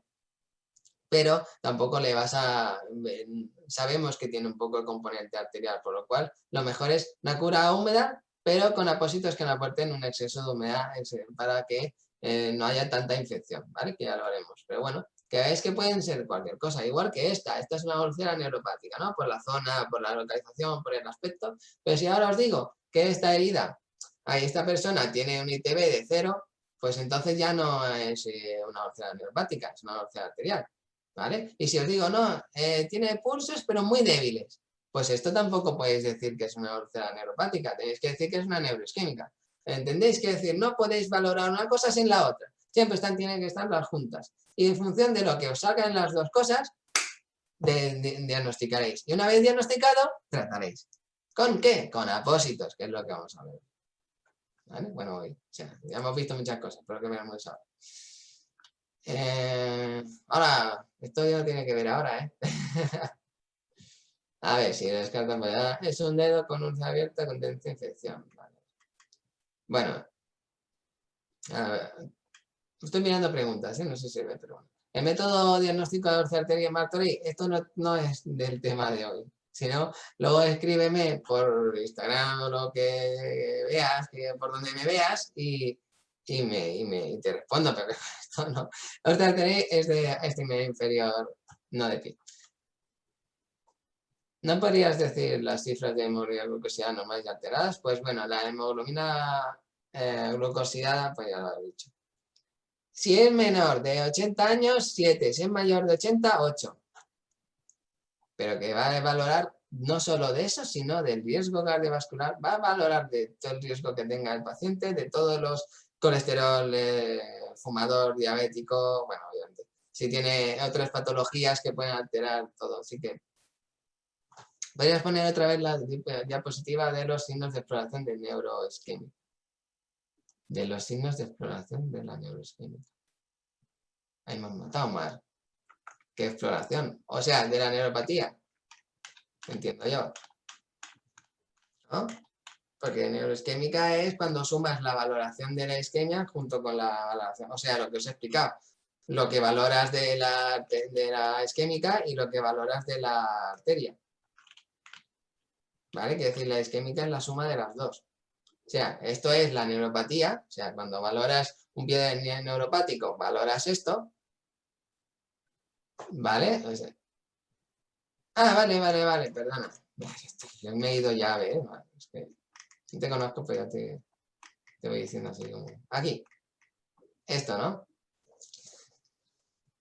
Esto es un poco el cuadro resumen de lo que hemos visto. Más o menos, ¿vale? Sabemos que lo del medio es esto. Los pulsos débiles, el desconocimiento, la extremidad inferior, cómo tiene que ser en función de los aspectos, ¿vale? Y bueno, esto lo tendrás en el vídeo grabado, ¿vale? Y os podría pasar la presentación también, pero bueno. Vamos a hablar de la cura tópica, ¿vale? ¿Cómo vamos? Las 11. ¿Vamos bien de tiempo, Rubén? Yo creo que sí. Yo creo que Vale. sí. Si no, responderemos preguntas hasta que lleguen las 12. Sí, me están pidiendo si podemos contestar las preguntas al final para no perder el hilo de la presentación, Tienes razón. Vale, pues lo hacemos así. ¿vale? Ya lo guardamos después. Vale. Bueno, ya hemos visto cómo es el diagnóstico de la úlcera arterial, cómo es el diagnóstico de úlcera neuropática, ¿vale? Cómo es el diagnóstico de úlcera neuroisquémica, que es la suma de los dos, que al final cualquier patología, cualquier paciente, vamos a valorar las dos cosas, ¿vale? Y entonces, una vez que hemos diagnosticado, estamos en Heidi, hemos hecho la H, la E, la I, la D, hemos diagnosticado, hemos dicho, bueno, es una úlcera arterial, es una úlcera isquémica o neuroisquémica, ahora vamos a intervenir. Ya hemos hecho, recordar que si fuera una neuropática, vamos a tener que descargar, si fuera una isquémica, vamos a tener que revascularizar, vamos a controlar la infección, vamos a controlar todo el tema de la diabetes, y entonces ya con esas cosas hechas, vamos a entretenernos con la cura tópica. O sea, después de todo, es cuando tenemos que curar a nivel local. ¿Vale? Así que imaginaos cómo es el orden. Y bueno, pues tenemos esto, ¿vale? Un montón, a veces nos encontramos, esto en primaria sobre todo, un montón de profesionales, tanto médicos como enfermeros, no sé, lo que sea, podólogos, ahí, ¿vale? Todo, que ven una pierna y ven una úlcera y entonces cada uno, pues, ¿qué suele pasar? Que vamos diciendo, a mí me va, yo lo curaba así cada vez que me venía, y el otro, pues dice la evidencia, bueno, cosas así, ¿no? Y entonces algunos dicen una cosa, dicen otra. Y lo que suele pasar normalmente es que nos olvidamos de que esto tiene una persona detrás. O sea, el pie está enganchado a una persona. Entonces, normalmente, si no sabemos que el pie, por ejemplo, en este caso, es un calimero, es decir, tiene una arteriopatía, lo que va a pasar es que todos los que han dicho cosas sin valorar, se equivocan. Y el único que a lo mejor ahora lo ha valorado y ha dicho, ay, bueno, yo es que lo curaría seco porque tiene un ITB de 0 y no le llega la sangre y está a punto de ser amputado, pues es el único que acierta. ¿Vale? Así que esto que parece una tontería es esencial. Y esto que repito como 400 veces, lo digo porque es muy habitual ver en la práctica clínica primero curar y luego diagnosticar. Por eso lo digo. ¿Vale? Así que nosotros no es cura tópica, vamos a hablar de la cura tópica ajustada a la etiología. Este es el título real. Curar de manera tópica, siempre mirando la etiología que hay debajo. Entonces, vamos a hacer primero un repaso de las fases de cicatrización, ¿vale? Vamos a hacer un vuelco, vamos a dejar un momento de lado de las úlceras, vamos a dejar, bueno, o sea, los diagnósticos de diabetes, ¿vale? Y vamos a ver las heridas, nos vamos a centrar solo en ello, ¿vale? Así que ahora visualizar una lesión, da igual qué tipo sea, ¿vale? Visualizarlo. En el momento en que se hace la lesión, tenemos la fase de coagulación, ¿vale? Que es el daño que provoca, por ejemplo, en una úlcera neuropática, pues todo el rato ahí dándole golpes en una misma zona, al final peta un vaso y entonces empieza ahí a aparecer pues de todo, sangre, toxinas y tal. Entonces, ¿eso que hace? Que la sangre, los vasos sanguíneos que están viendo cómo están perdiendo sangre, se cierran. Entonces, si tuvieras una arteriopatía por ahí, se agravaría, ¿vale? Así que ya veis tomando cómo puede pasar una arteria, cómo puede pasar una úlcera arterial, por ejemplo, ¿no? Entonces, esta vasoconstricción provoca que se cierre el grifo de la sangre y por lo tanto ya no sangra hacia afuera. Y entonces las plaquetas intentan cerrar la lesión, o sea, intentan cerrar esos vasos sanguíneos abiertos y se hace un trombo, ¿vale? Se hace como un coágulo, básicamente. Esto puede ser una úlcera abierta como una úlcera que no esté abierta del todo, pero imaginaos eso, que en el momento en que haya una rotura del vaso sanguíneo, se provoca esto, ¿vale? Una vasoconstricción, una formación del trombo. Entonces, una vez que hemos parado la sangre, o sea, el sangrado, el cuerpo dice, bueno, vamos a limpiar lo que hemos manchado, ¿vale? Vamos a empezar a que los neutrófilos, los macrófagos, que son parte de los neutrófilos, llegan a la zona y empiezan a provocar una inflamación. ¿Por qué? Porque cuando nosotros tenemos un daño, el cuerpo reacciona con esto, con una fase inflamatoria, que facilita que todas las células que necesitan llegar hasta ese punto lleguen. Facilita que haya un aumento del calor. O sea, todo para que se pueda limpiar. Así que la fase inflamatoria lo que está buscando en el fondo es limpiar. Limpiar todo lo que está ahí, que está desparramado. La sangre, los tejidos muertos, ¿vale? Así que es esto. En ese momento es cuando nosotros intentamos limpiar. Lo digo todo el rato porque es la zona donde las úlceras se quedan más tiempo, en la fase inflamatoria. ¿Por qué? Porque el cuerpo entiende que todavía tiene que limpiar y ahí se queda. ¿Qué tengo que limpiar? ¿Qué tengo que limpiar? Y está inflamado. Tengo que limpiar, tengo que limpiar. De ahí todo el rato, ¿vale? Así que si no ayudamos muchas veces a estas úlceras que están inflamadas a pasar de fase, o sea, a ir hacia la granulación, no progresará la cicatrización. ¿Vale? Una vez que el cuerpo entiende, o la herida, o la zona, entiende de que ya está todo limpio y que no hay infección y no hay bacterias, entonces dice, bueno, pues me cierro, ¿vale? Entonces lo que hace es que los macrófagos secretan ya, se convierten en otro tipo de macrófago y empiezan a secretar factores de crecimiento. Antes estaban comiendo, pues ahora dejan de comer y empiezan a secretar factores de crecimiento, ¿vale? Entonces los fibroblastos, que son un tipo de célula que está en la dermis, ¿vale? Que es la que se encarga de todo el colágeno, toda esa zona viscosa, o sea, toda la dermis, toda la fase intersticial, ¿vale? Se empieza pues a migrar, ¿hacia dónde? Hacia la zona que está dañada y empieza a crear colágeno, bueno, a construir, ¿vale? Hemos limpiado, pues ahora te construye. Y entonces pues empieza a crear tejido nuevo y la angiogénesis. Por eso se ve el tejido de granulación, se dice así porque vemos como el crecimiento nuevo de tejido, ¿vale? Lo que más importante es que aquí es donde se crean los nuevos vasos sanguíneos y aquí es donde se crea el nuevo tejido conectivo que tapará la lesión.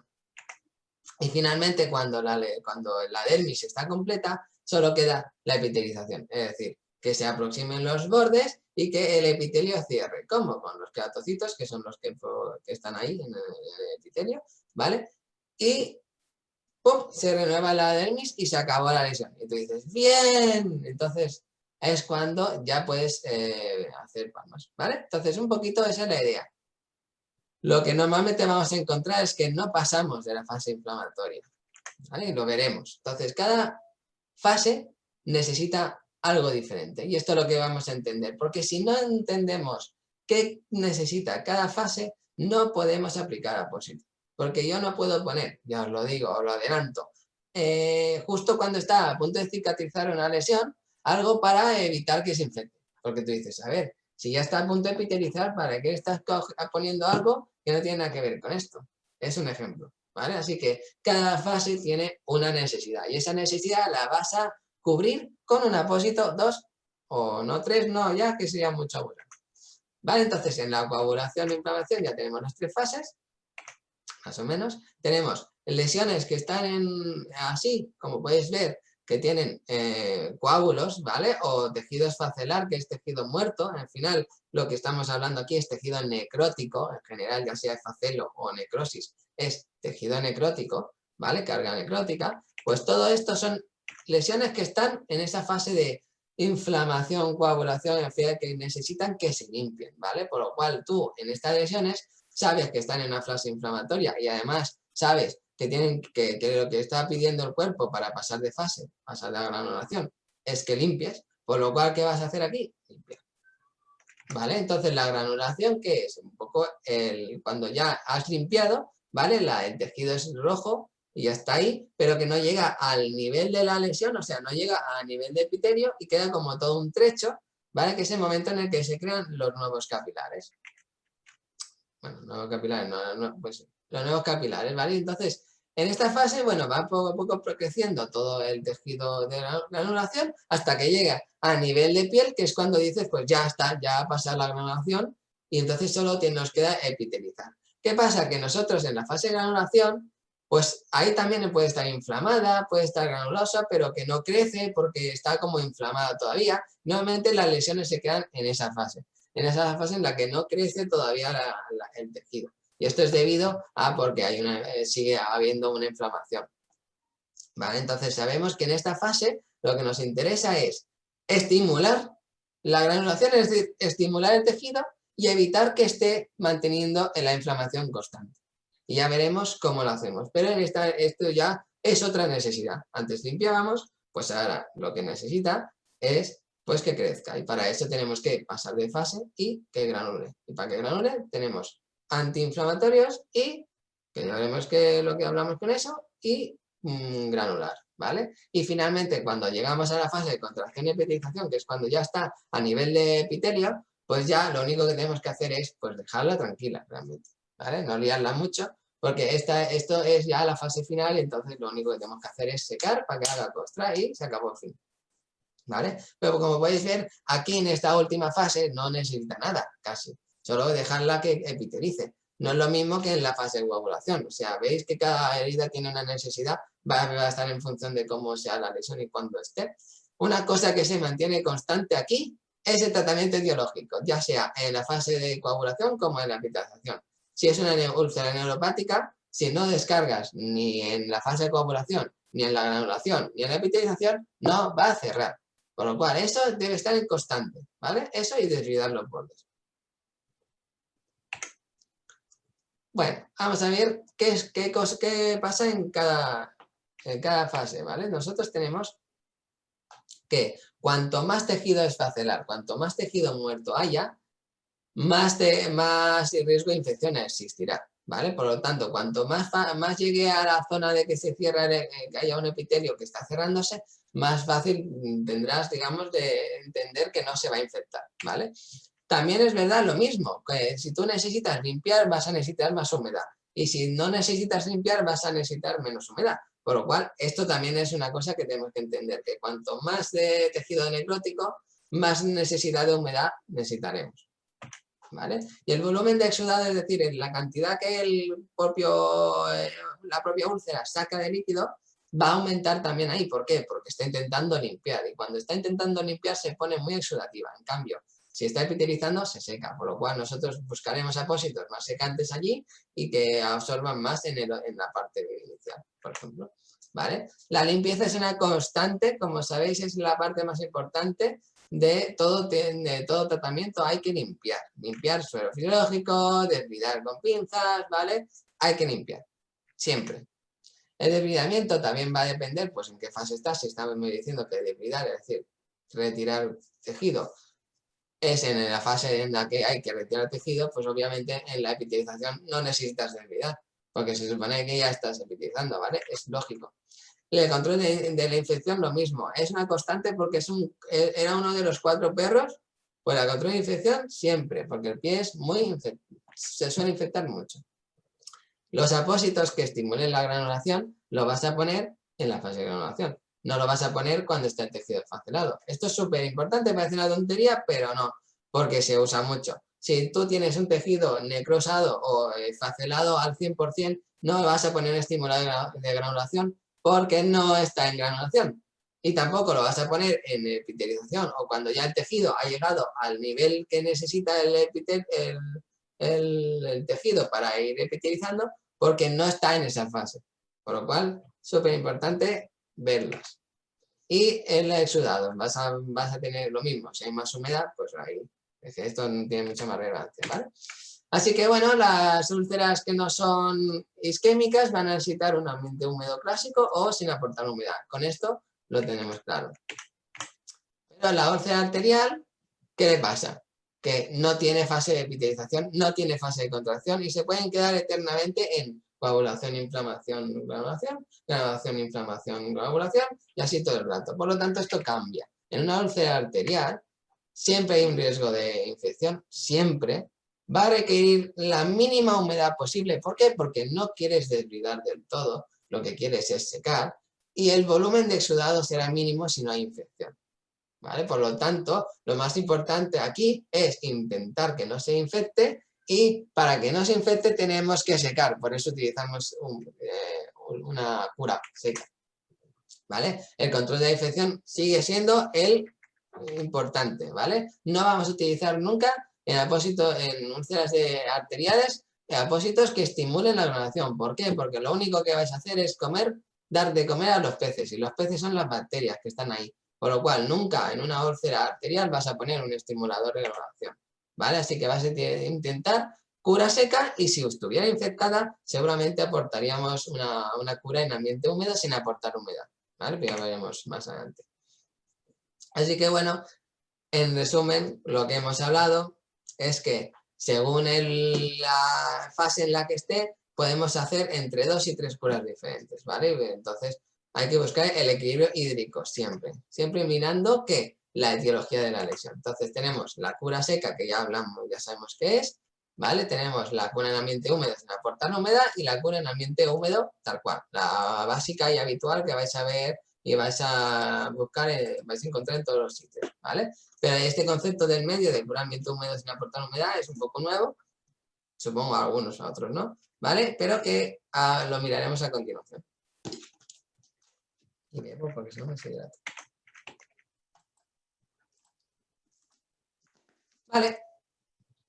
Es un poco lío lo de arriba, ¿verdad? Pues yo ya os digo que lo que me interesa es que para la próxima webinar, pues esta última parte, ¿vale? La de, bueno, cada úlcera necesita una cosa, esto es lo que vamos a practicar, ¿vale? O sea que no pasa nada si lo veis ahora y dices, vaya, ¿dónde me he metido? Yo tenía que haber estado durmiendo. Pues ahora, esto no os preocupéis que se soluciona, ¿vale?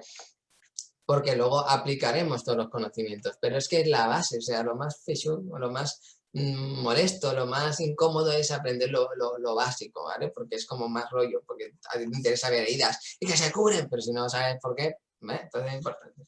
Bueno, vamos a hablar de los apósitos de cura húmeda, ya sean aquellos que aportan humedad o aquellos que no aportan humedad, ¿vale? Esto es, pues, la parte más rollo seguro, porque es muy difícil explicaros las familias, porque claro, no os puedo decir, bueno, yo aquí pondría un alginato, pero también pondría un DAC, porque entonces no sé qué, si no sabemos bien de qué estamos hablando. Entonces, yo que considero que antes de empezar a hablar de cómo curar, tenemos que explicar qué apósitos tenemos, ¿no? En el mercado, porque si no esto es imposible. Y claro, explicaros un poco sin que parezca esto un rollo, vamos a intentar, ¿vale? Entonces tenemos un montón, hidrogeles, tules, espumas, DAX, superabsorbentes, colágenos, alginatos, desbridantes en cremas, apósitos reductores de metaloproteasas, apósitos de miel, carbón activado, fibras de hidrocoloide, polivinil alcohol, apósitos de anillo lactato, caexómero hidratado y apósitos hidrotesivos, hidrocoloides y mallas de plata, ¿vale? O sea, estos son casi todos los apósitos que existen en el mercado, menos en España hay algunos más, pero los que podemos acceder casi la mayoría de nosotros son a estos.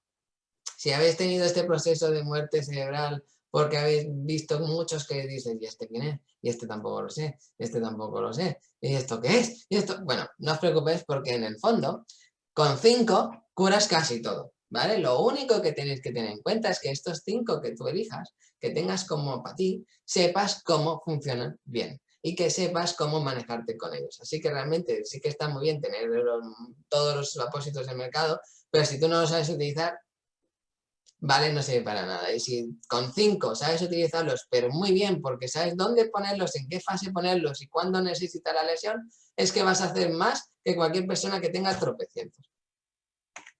¿Vale? Así que antes de nada vamos a definir y ver las interacciones con el leche. ¿Vale? Y nos vamos a parar un momento y vamos a ver si alguien se ha animado a hacer esto. Ah, mira, soy impactor. Bueno, no está mal. Vamos. Vamos a ver, ¿vale? Yo lo digo porque... ¿Por qué os digo esto? ¿Por qué quería hacer esta previa pregunta, ¿vale? Porque os acordáis que os he dicho que lo primero que tenemos que hacer con el paciente es valorar, diagnosticar y tratar a nivel local. Y seguro que más de uno dirá, qué pesado todo el día diciendo esto. Pues nosotros, yo, ¿vale? Cometemos siempre el error de pensar solo en el apósito. Y fijaos, que no digo que hay algunos que tienen muy buena, mira, ¿veis? Valoración, ¿lo veis? Ya está. Diabética porque está improducible, perfecto, ¿veis? Esto es lo primero. Y esta persona que ha respondido, bien. ¿Por qué? Porque ha ido a la valoración, ha ido al diagnóstico y ha ido a la etiología, ¿vale? No ha ido ¿a qué? Pues a poner apósitos, apósitos, apósitos, apósitos, apósitos, apósitos. ¿Veis cómo? Ay, Dios, que lloro ese apósitos, ¿vale? ¿Veis que? ¿Veis? ¿Veis? No es algo poco habitual. Es decir, es muy habitual solo hablar de apósitos. Y fijaos que no soy condicionado, porque he puesto, fíjate en este paciente, no en esta úlcera. He dicho, ¿qué le pondrías? ¿A quién? Al paciente, ¿vale? Así que condición no hay. Pero es verdad que las respuestas siempre tiran a apósitos. Y nosotros tenemos que mirar los tratamientos de etiológicos, ¿vale? O sea, realmente, pues el padding, la valoración es súper esencial, ¿vale? Estos apósitos, pues muy bien, pero si te digo que ahora es una úlcera arterial y me has puesto aquí apósitos que dan humedad y te cargas la herida, ¿vale? Por lo tanto, no, tenéis que hacerlo previo. Incluso alguno tendría que haber puesto, no lo sé porque no sé cómo es el nivel arterial de esta persona. Si no me pones cómo está de nivel arterial, ¿cómo quieres que te ponga una cura? Pero todos hemos acabado poniéndolo. ¿Vale? Por eso os digo que es un trabajo mental impresionante y cada día lo tengo que hacer conmigo mismo, porque siempre es como, ¿qué le pondrías? Bueno, Rubén, para un momento, mira. ¿Vale? Así que fijaos qué cantidad de detalles. Bueno, pues dicho esto, vamos a hablar de los apósitos, ¿de acuerdo? Vamos a ir hablando de cada uno y luego ya los aplicaremos el próximo día. Entonces, ¿qué tenemos? Media horita. Vale. Haremos hasta las curas húmedas, ¿vale? Y los apósitos de cura en ambiente húmedo, pero que no aportan humedad, los veremos en el siguiente webinar, porque me pararé a mirar las preguntas, porque si no, no vais a poder... Sí, vamos a recordar a la gente, Rubén, que la semana que viene, el día 27, tenemos la segunda parte de Eso, esta webinar, ¿vale? exacto. Sábado Justo. 27 a la misma hora. A 10. Que somos unos machos. Por cierto, muchas gracias por venir tantos, porque madre mía, es una locura, ¿vale? Entonces, vamos a seguir. Bueno, los apósitos de espuma, ¿vale? Básicamente, si os imagináis una espuma de ducha, ¿vale? Sería como esto, pero que tienen varias capas, ¿vale? Entonces es un producto plástico, básicamente. La cosa es que absorbe, es un producto que absorbe y que tiene muchas capas. Y en función de las capas que les pongan, pues va a tener unas características u otras, ¿vale? En este caso, pues mira, fíjate, este tiene 5 capas, pues muy bien, como si tuviera 6, pero lo que importante es que, pues mira, la 5 tiene silicona, la 4, la 3 y la 2 es para absorber, porque al final es un apósito de espuma, absorbe. Y la 1 solo es como un plástico que mantiene la humedad. Pues estos son prácticamente todos los apósitos de espuma, tienen esto. Una interfase que evita que se adhiera la espuma con la herida, unos absorbentes por arriba de muchos tipos y finalmente una capa de encima que es impermeable y que no permite que el agua que ha absorbido se vaya hacia arriba y se mantiene el ambiente húmedo. ¿Vale? Esto es función, absorber y retener. Todas las marcas tienen muchos, todos tienen espumas, pero bueno, tienen muchas formas diferentes, hay algunos de talón, hay algunos de sacro, hay algunos de... Bueno, hay muchos tipos, ¿vale? En podología es verdad que como tenemos, o sea, en pie, tenemos muchas curvas, ¿vale? Porque obviamente es un pie que es redondillo, ¿vale? Normalmente los apósitos que son flexibles es aquellos que tienen una tecnología que puede estirarse un poco más, se adaptan mejor, parece, ¿vale? Así que quizá apósitos que tengan esa flexibilidad, pues te van a ir bien. Entonces, ¿qué tipos hay? Pues hay muchos, pero lo que tenemos que tener en cuenta es que en general unos existen con bordes y otros sí no, otros con silicona y otros sí no, y otros con adhesivo y otros que no, ¿vale? Esto es realmente lo que importa, porque yo te digo, a mí me gusta más el Babyliss Borderflex, ¿vale? ¿Pero por qué? Ah, porque absorbe más. No, tienes que saber si tiene silicona, si tiene o no bordes y el adhesivo. Y en función de esas tres cosas vas a elegir uno u otro. Porque cada uno tiene unas características diferentes. Pero cada marca tiene muchos. Pero lo que se diferencia es si tiene borde o no, si son con silicona o no, o si son adhesivos. Esto es lo que realmente vale. Después, vale, tiene 5 porque una sobre más, otra menos. Bueno, pues entre los de sin borde tendrás el que te guste más y el que te guste menos, pero entre el sin borde. Y luego con borde te gustarán unos más y otros menos. Pero al final las grandes familias de espumas son 3. ¿Vale? Entonces, ¿qué tienen los apósitos de espuma? Que son impermeables, ¿vale? Intentan mantener la humedad en el lecho, súper importante. Por lo cual lo que hacen en la herida es, cuando esta herida exuda, absorbe, pero mantiene esa humedad en el lecho y por lo tanto favorece que pueda deslizar. Eso es un poco el concepto, ¿vale? Y absorben humedad. Básicamente es lo que hacen en el lecho de la lesión, ¿vale?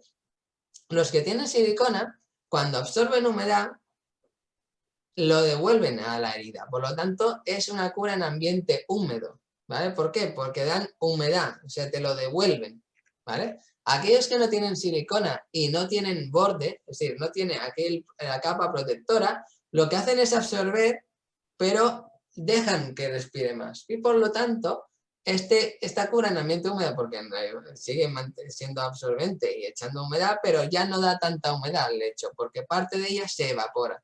Por lo cual, aquellos que tienen apósitos de espuma sin bordes y sin silicona son quizá mejor para utilizarlos en ambientes húmedos que no aporten humedad. O sea, para heridas que tú busques algo así como un intermedio entre la seca y la húmeda. O sea, algo que no aporte mucha humedad, pero que no sea una cura seca. ¿Vale?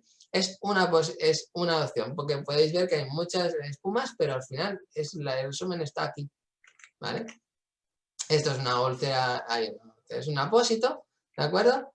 De espuma, como podéis ver, tiene lo mismo, es que da igual cuál sea, tienen todo lo mismo. Una interfase, unas cuantas capas de 1, 2, 3, 4 de absorbentes, ¿vale? Y finalmente una lámina al final, que es la impermeable. Como podéis ver aquí, está absorbiendo esta zona y se queda en el sitio, pero hay que vigilar porque si utilizamos apósitos en unas lesiones muy exudativas, como estamos hablando de que son apósitos que mantienen la humedad y devuelven la humedad al lecho, si estamos ante una lesión muy humedecida, lo que va a hacer es devolver esa humedad, ese exceso de humedad, y por lo tanto esto no es un buen manejo de la humedad. ¿De acuerdo? Lo que tienes que tener en cuenta es que depende cómo sea la lesión, no te sirve algo tan húmedo. ¿Vale? Alguna espuma, porque te absorbe demasiado y te devuelve la humedad. Y si imagínate que estamos hablando de una úlcera que tiene más tendencia hacia falta de sangre, no va a ser una alternativa adecuada. Hay otros, ya veremos, ¿vale? Los apósitos superabsorbentes les pasa lo mismo, ¿vale? Son apósitos que son como espuma, pero tienen una absorción mejor. Tienen una composición diferente, pero realmente lo único que tienes que tener es que se llaman superabsorbentes porque absorben más. Pero son las mismas interacciones y la misma explicación que os he dicho antes, pero que absorben más, ¿vale? Entonces tenemos apósitos que tienen silicona y con bordes, como este, ¿vale? Que es ambiente húmedo, y otros que están diseñados de tal manera de que no tienen adhesivos y no tienen siliconas y por lo tanto absorben la humedad, pero se evapora, por lo cual para estas lesiones que hemos visto antes, que son súper mega oxidativas, y encima no quieres que esta mega exudación se vuelva al medio, pues es una alternativa a utilizar apósitos superabsorbentes que no tengan siliconas para que esta humedad no sea devuelta al lecho. ¿vale? Luego tenemos los hidrogeles, que os adelanto que estos no los usaremos mucho, ¿vale? Son compuestos que básicamente es agua gelificada. Y ya, ¿vale? Con o sin forma. Tienen forma o no, pero son agua. Entonces, ¿qué hacen? Pues es una cura en ambiente húmedo. ¿Por qué? Porque aportan agua. ¿Vale? Entonces, normalmente se pone en la acción de, como veis, como podéis ver en esta foto, es agua, ¿vale? ¿Qué hacen para intentar evitar? Pero en lesiones, en úlceras de pie diabético que tienen una tendencia a infección tan alta, no recomendaría utilizar hidrogeles porque están aportando mucha humedad en un lecho que seguramente tiene poca, una alta posibilidad de que se infecten. Por lo cual, cosas que aporten exceso de humedad no son muy recomendables. ¿Vale? Así que, bueno, ¿cómo interaccionan? Pues dan humedad y no gestionan la humedad. ¿Por qué? Porque es agua. O sea, tú tienes que ponerle algo aquí. A lo mejor si le pones un hidrogel y le pones una espuma que gestiona la humedad, pues es una combinación que ya veremos en la segunda parte. ¿Vale? Pero que tengáis en cuenta que los hidrogeles solo dan agua. ¿Vale? Pero aquí en pie diabético ya os podéis ir olvidando de ellos, ¿vale? Porque seguramente no son los de mejor. Después tenemos los tules, que son apósitos, que son mallas diferentes de compuestos lipídicos, otros siliconados, ¿vale? Que se adhieren al lecho y algunas tienen siliconas, otros no. Para el Inutul dicen que tienen bálsamo de Perú y puede ser bastante más alérgico que el Urgotul, por ejemplo, y el Mepitel es una lámina de silicona. Al final lo que intentan hacer es reducir la adherencia, ¿vale? Lo que haces con los tules es ponerlo para que lo que pongas encima no se pegue. En resumen, ¿vale? Y se utiliza pues en cura húmeda pues para evitar que se adhiera y en cura seca para evitar que se adhiera a la gasa. Pero ya os digo, mi recomendación es, pues yo os tengo que explicaroslas todas, ¿vale? Pero ya os digo que los tules que son en ambiente húmedo no sería lo recomendado en un pie diabético porque en cura seca lo que no quieres es dar mucha humedad y si pones algo que es líquido, ¿no? Que da como un poco de oclusión, pues no va a ser lo mejor. Entonces, si vas a hacer cura seca es mejor usar gasa directamente. ¿Vale? Así que dan un poco de oclusión y no gestionan la humedad porque son tules. O sea, es una lámina de líquido, no va a absorber nada, ¿vale? Es para evitar que se adhiera y ya. Los hidrocoloides es otro amigo que no vais a tener. Yo os pongo los primeros que no me gustan, para decirlo de una manera, en pie diabético, porque son los que vais a conocer, pero mejor no olvidaros de ellos, ¿vale? Los hidrocoloides son apósitos que son como una segunda piel, ¿vale? Que es un hidrocoloides, que tampoco sé la composición exacta, ¿vale? Pero digamos que lo que hacen es gelificar y quedar el ambiente, digamos que lo mismo que hace la espuma, pero un poquito menos, ¿vale? Y funcionan como una segunda piel. Irían bien pues para evitar los roces, en general, ¿vale? La interacción en el lecho, ¿qué hacen? Pues que al ser un hidrocoloide, como podéis ver, no es como una espuma, ¿vale? Pero es una lámina oclusiva, ¿vale? Que esa lámina oclusiva permite que cuando la humedad sea absorbida por él, no se vaya hacia arriba, sino que la devuelve, por lo cual es oclusiva. Está pensada para poco exudados. ¿Por qué? Porque realmente si tú pones algo que tenga mucha humedad, lo que pasa es que se satura el apósito y acaba dando demasiada humedad al lecho. ¿Por qué? Porque son oclusivos. Por lo cual, estos apósitos que dan demasiada humedad porque son excesivamente oclusivos, no nos interesa en pie diabético, porque no se pueden utilizar en infección. Y nosotros hemos dicho que un factor clave para el pie diabético era el control de la infección, por lo cual si utilizas cosas que son oclusivas, ¿vale? Y bueno, está pensado para eso, para proteger de la fricción, básicamente, ¿vale? Como puedes ver, cuando lo colocas, pues gelifica, ¿vale? Hace como una especie de gel y que se ve así como purulento, que se dice, uy, qué mal está. Bueno, es porque se queda así, ¿vale? Pero como podéis ver en la foto inferior derecha, ese exudado tan elevado ha macerado hasta los bordes, por lo cual no sería un apósito adecuado cuando hay mucho exudado, porque se satura muy fácilmente. Las cremas desbridantes les pasa un poco lo mismo, son compuestos para limpieza de la lesión, por lo cual, ¿dónde lo vais a utilizar? Pues en la fase de limpieza, ¿vale? Ya empezamos a poner las cosas en su sitio, fase de limpieza. Está indicada en lo que hemos hablado, ¿vale? Para eliminar, por lo cual siempre vamos a utilizarlo. ¿Lo puedo utilizar en granulación? Si estamos ahí limpias, no, pues entonces no lo pongas, ¿vale? Así que ya sabéis dónde vais a ponerlo.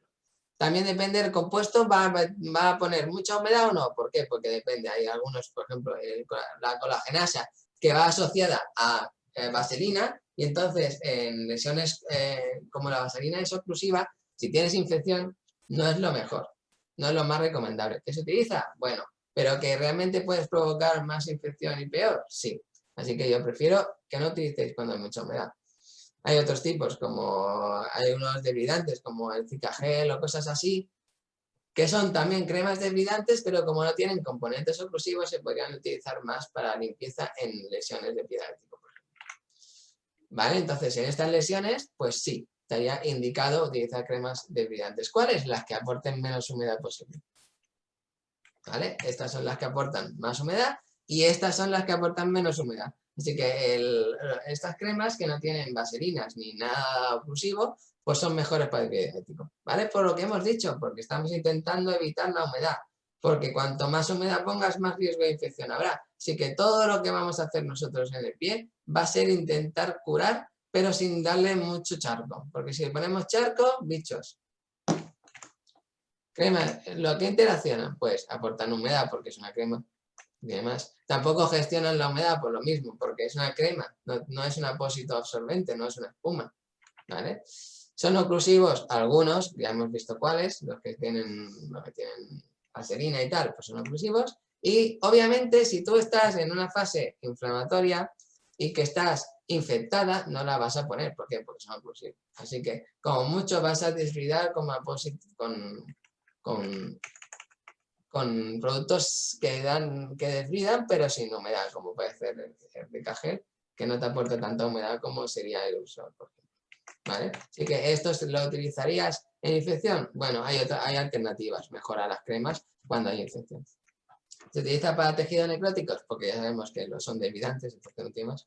Y, insisto, si la úlcera es arterial, que hemos dicho que no vamos a desbridar nada así de forma agresiva porque no va a curar, por lo cual no lo pongas. Así que cremas desbridantes, ¿Irusol en arterial? No. ¿Zicagel en arterial? No. ¿Cremas desbridantes en arterial? No. ¿Por qué? Porque no cura. Si no cura, ¿para qué, ostras, vas a poner una crema? ¿Vale? Ponle otros productos que también desbridan, pero no aportan tanta humedad. Ya lo veremos, ¿vale? Apósitos reductores de proteasas. Vale, son apósitos que estimulan la granulación, ¿vale? ¿Os acordáis dónde están? En la zona de granulación para estimular que crezca el tejido, ¿de acuerdo? Así que lo que intentan estos apósitos es que la fase inflamatoria, aquella donde está la úlcera ahí de manera sostenida, pase de fase. En la bibliografía hay un apósito que es el Logostar, que es el que está apoyado en uso de pie diabético, pero que tenemos que pensar que es cuando la úlcera no está infectada y lo que tenemos que hacer es que evolucione. ¿Vale? Son curas de ambiente húmedo. ¿Aportan humedad? Porque, claro, si para granular tenemos que poner un poquito de humedad. ¿Vale? Y no está recomendando en infección porque todo aquello que tú aportes para granular en una fase donde no puede pasar de inflamación porque está infectada, las úlceras infectadas están inflamadas y hasta que no quites la infección no va a dejar de estar inflamada, lo único que estás haciendo, aparte de gastar el producto, es potenciando que esta infección aumente. ¿Por qué? Porque aportas humedad. Así que si tú tienes inflamación y tienes infección, no utilices reductores de proteasas, o sea, no estimules la granulación porque no estamos en esa fase. Estamos en la fase de limpieza, ni de limpieza de bichos, por lo cual pon productos antisépticos. No pongas productos de granulación, ¿vale? Ya hemos visto el cuadro, pues se tendría que poner después de asegurarnos de que no hay infección, ¿vale? Entonces, es ideal para esto, para fases inflamatorias. Después nos van a decir de todo, ¿vale? Pero hay que pensar ¿en qué? En las fases de cicatrización, no más. No es lo que nos digan cualquier persona, ¿vale? Si no hay granulación porque no hay sangre, ¿para qué lo vas a poner? Pues lo mismo. Si no hay arteria, no pongas estímulos de granulación. Por lo cual, no Orgostar en arteriales, no Epiona en arteriales, no productos estimulantes de la granulación cuando no hay sangre, porque no va a granular. El Epiona es otro producto que también reduce las proteasas, pero sus componentes no aportan humedad, por lo cual sería más indicado cuando tú ves que está medio-medio ¿vale? Que hay un poco de arteriopatía y tal, o cuando en esos momentos es cuando lo utilizaría, ¿vale? Hay alternativas para todo.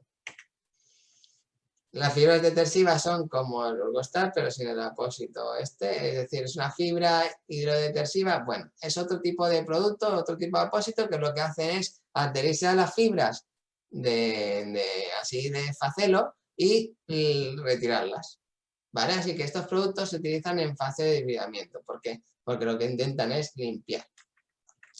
Gelifican, ¿vale? Por lo cual, ojo, porque todas aquellas úlceras que tengan mucha humedad, estos apósitos no son adecuados, aportan humedad, por lo cual no es interesante si hay infección. Así que cuando haya facelo y tienes que limpiar y haya infección, no tendríamos que utilizar este tipo de productos, ¿vale? Y finalmente se utiliza en fibras en tejidos necróticos, o sea, cuando estés en la fase de limpieza se puede utilizar, siempre y cuando no haya un exceso de humedad, porque gelifican, y siempre y cuando no haya infección, porque aportan humedad.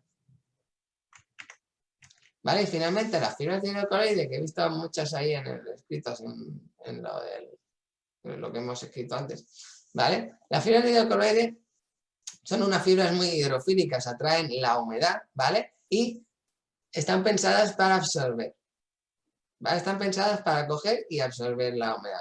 Estos tenemos el Aquacer, el Fiber, ¿vale? Todas estas. ¿Qué hacen? Gelificar, es decir, absorben y devuelven la humedad al lecho, lo cual es, ojo, peligroso. Mantienen el ambiente húmedo, ¿por qué? Porque devuelven la humedad, insisto, y absorben.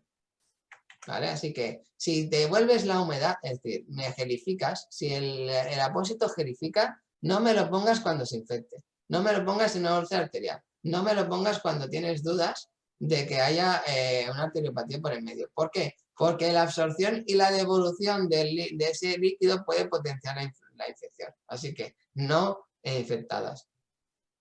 Es que tiene plata. ¿Pero qué hace el apósito? Absorber, por lo cual, y devolver, gelificar. Así que todo lo que devuelva tanta humedad al lecho acabará provocando un biofilm y una infección, por lo cual no es lo adecuado en úlceras infectadas de pie diabético, ¿vale? Porque aportan humedad.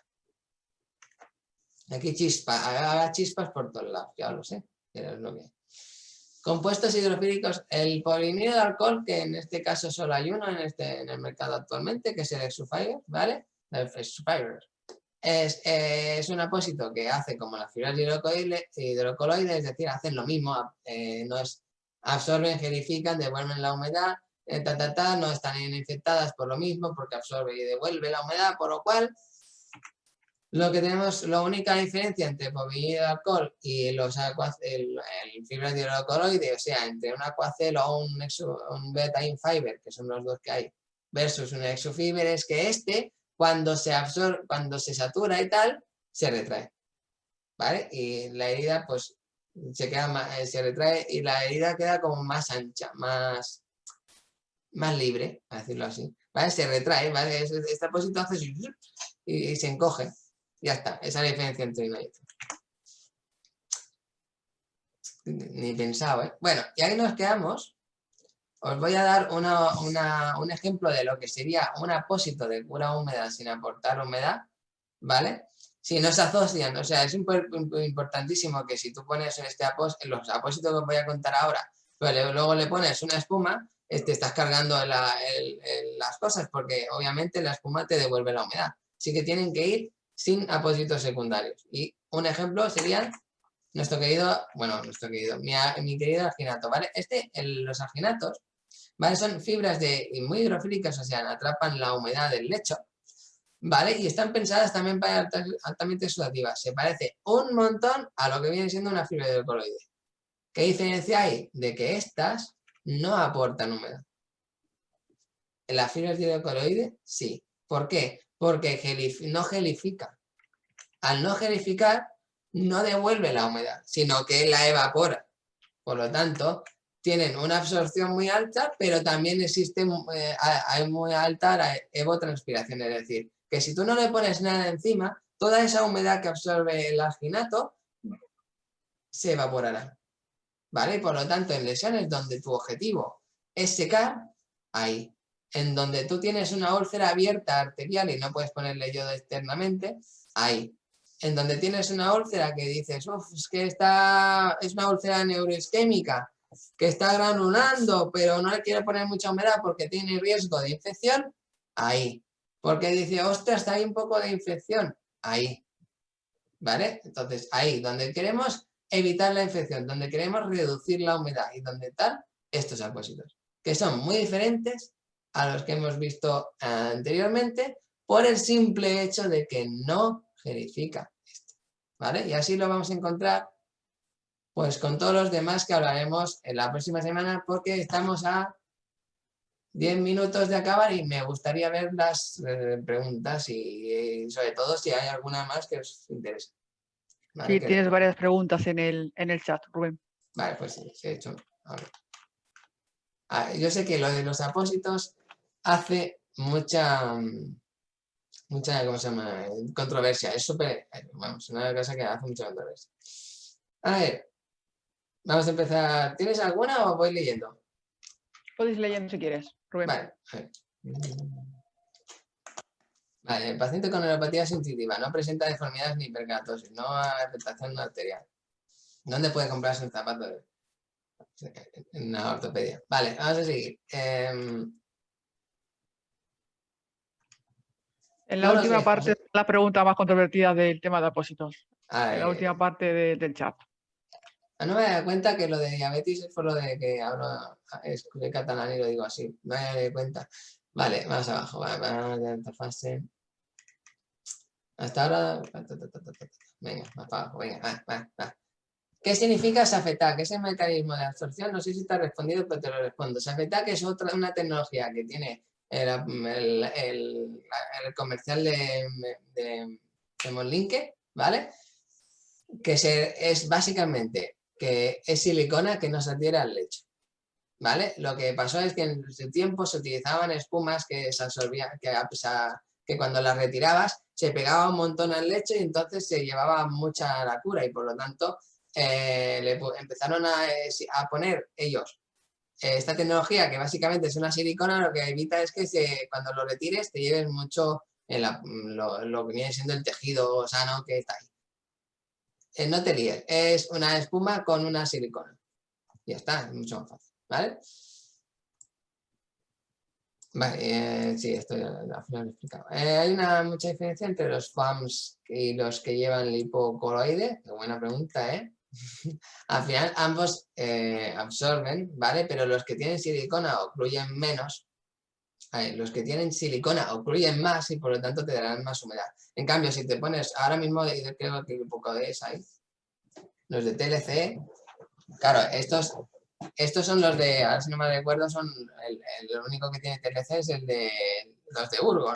Estos están más pensados para más desbridar que absorber, ¿vale? Normalmente asocian el desbridante, el Urgoclean este que hemos hablado, el que lleva el hipocoloide, para desbridar y un apósito de silicona encima para mantener el ambiente húmedo. Os digo, en este tipo de lesiones no sería lo recomendado porque da mucha humedad. Si en una úlcera arterial tiene facel o tejido necrótico, ¿no podríamos poner irusol? No, porque hay otros apósitos mejores que desbridan a la vez que no te aportan tanta humedad, ¿vale? Por eso mismo, que ya veremos en adelante, ¿vale? Hay alternativas mejores, ¿de acuerdo? Entonces, ¿qué pasa con las úlceras con tejido necrótico o esfacelar y si le pones irusol? Que ese momento de oclusión va a hacer que las bacterias, que es lo único que hay ahí porque sangre no hay, por lo tanto linfocitos tampoco hay, ¿vale? Es lo que va a provocar es que se infecte. Y entonces sí, vas a limpiar, pues vas a provocar una infección del copón. Así que hay alternativas mejores. ¿Se puede combinar ácido hialurónico con Eurostar? Mira, cualquier producto que haga que el Eurostar no esté en contacto con la lesión va a entorpecer su trabajo, porque lo que interesa es que esa sacarosa que lleva, octosacarosa que lleva el Eurostar llegue a la herida. Por lo tanto, si pones algo en el medio, lo estás entorpeciendo. Así que ni nada, ni productos desbridantes ni nada, ponlo en contacto. ¿El Eurostar por qué en fase inflamatoria? Porque es antiinflamatorio. ¿Y por qué no en fase, no sería mejor en grabación? En las dos. No sé, creo que me he quedado O sea, la fase inflamatoria puede llegar hasta la granulación, hasta que llegue a nivel de epitelio, ¿vale? O sea, que crezca. Si tú la pones ahí, hay un riesgo de hipergranulación, aunque hay gente que lo pone. Pero es verdad que cuando está inflamada es cuando lo tienes que poner entre comillas, y cuando ves que quiere crecer y no está infectada, también lo podrías poner. O sea, que podrías ponerlo en ambas. En la fase inflamatoria y después un poquito más. Los apósitos hidroextensivos con plata, o sea, lo mismo. Yo considero que apósitos que aportan exceso de humedad hay alternativas mejores. ¿Por qué? Porque he visto demasiadas úlceras con biofilm por culpa de apósitos que generan humedad y los aporta la lesión, con mucha plata que tenga.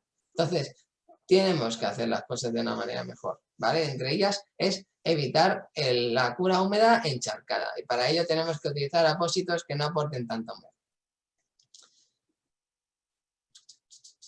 Algunos que expliquen, no nos debe aportar humedad, Los megaploideases están aumentando, Vale, algunos responden entre ellos. Por lo tanto, en una úlcera infectada y muy exudativa, ¿sería mejor una malla de plata? Sí. ¿Con un aginato? Sí. ¿Mejor con el fibra de coloide con plata para evitar la gelificación que comentas? Daniel Bujeda Hernández la has clavado. Esa es la base, es el concepto, ¿vale? O sea, estamos hablando de que una úlcera arterial está altamente exudativa, altamente infectada y por lo tanto lo único que no vas a poner es algo que absorba más, ¿vale? Y que gelifique más. Por lo tanto, si tú pones una malla de plata, que ya veremos más adelante, no genera humedad, por lo cual no te está haciendo lo que no queremos, ¿vale? Y te está aportando plata, que es un antiséptico, perfecto. Y le pones un aginato, que es lo que estamos hablando, que también absorbe y evapora y no gelifica, pues estás consiguiendo que limpiar la lesión porque estás desinfectando, a la vez que le estás quitando el agua, por lo cual ya de lujo. En cambio, si pones fibra hidrocoloide con plata, estás gelificando, aportando más humedad al lecho y tienes dos opciones.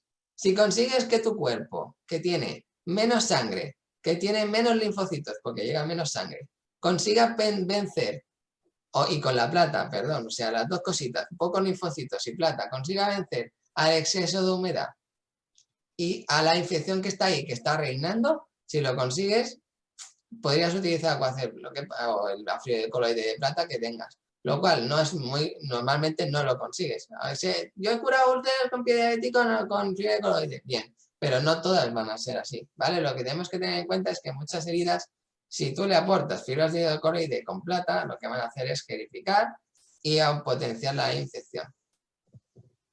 Tengo entendido que el ITB en pie diabético desde primaria no es la técnica más fiable, ¿verdad? Y calcificación.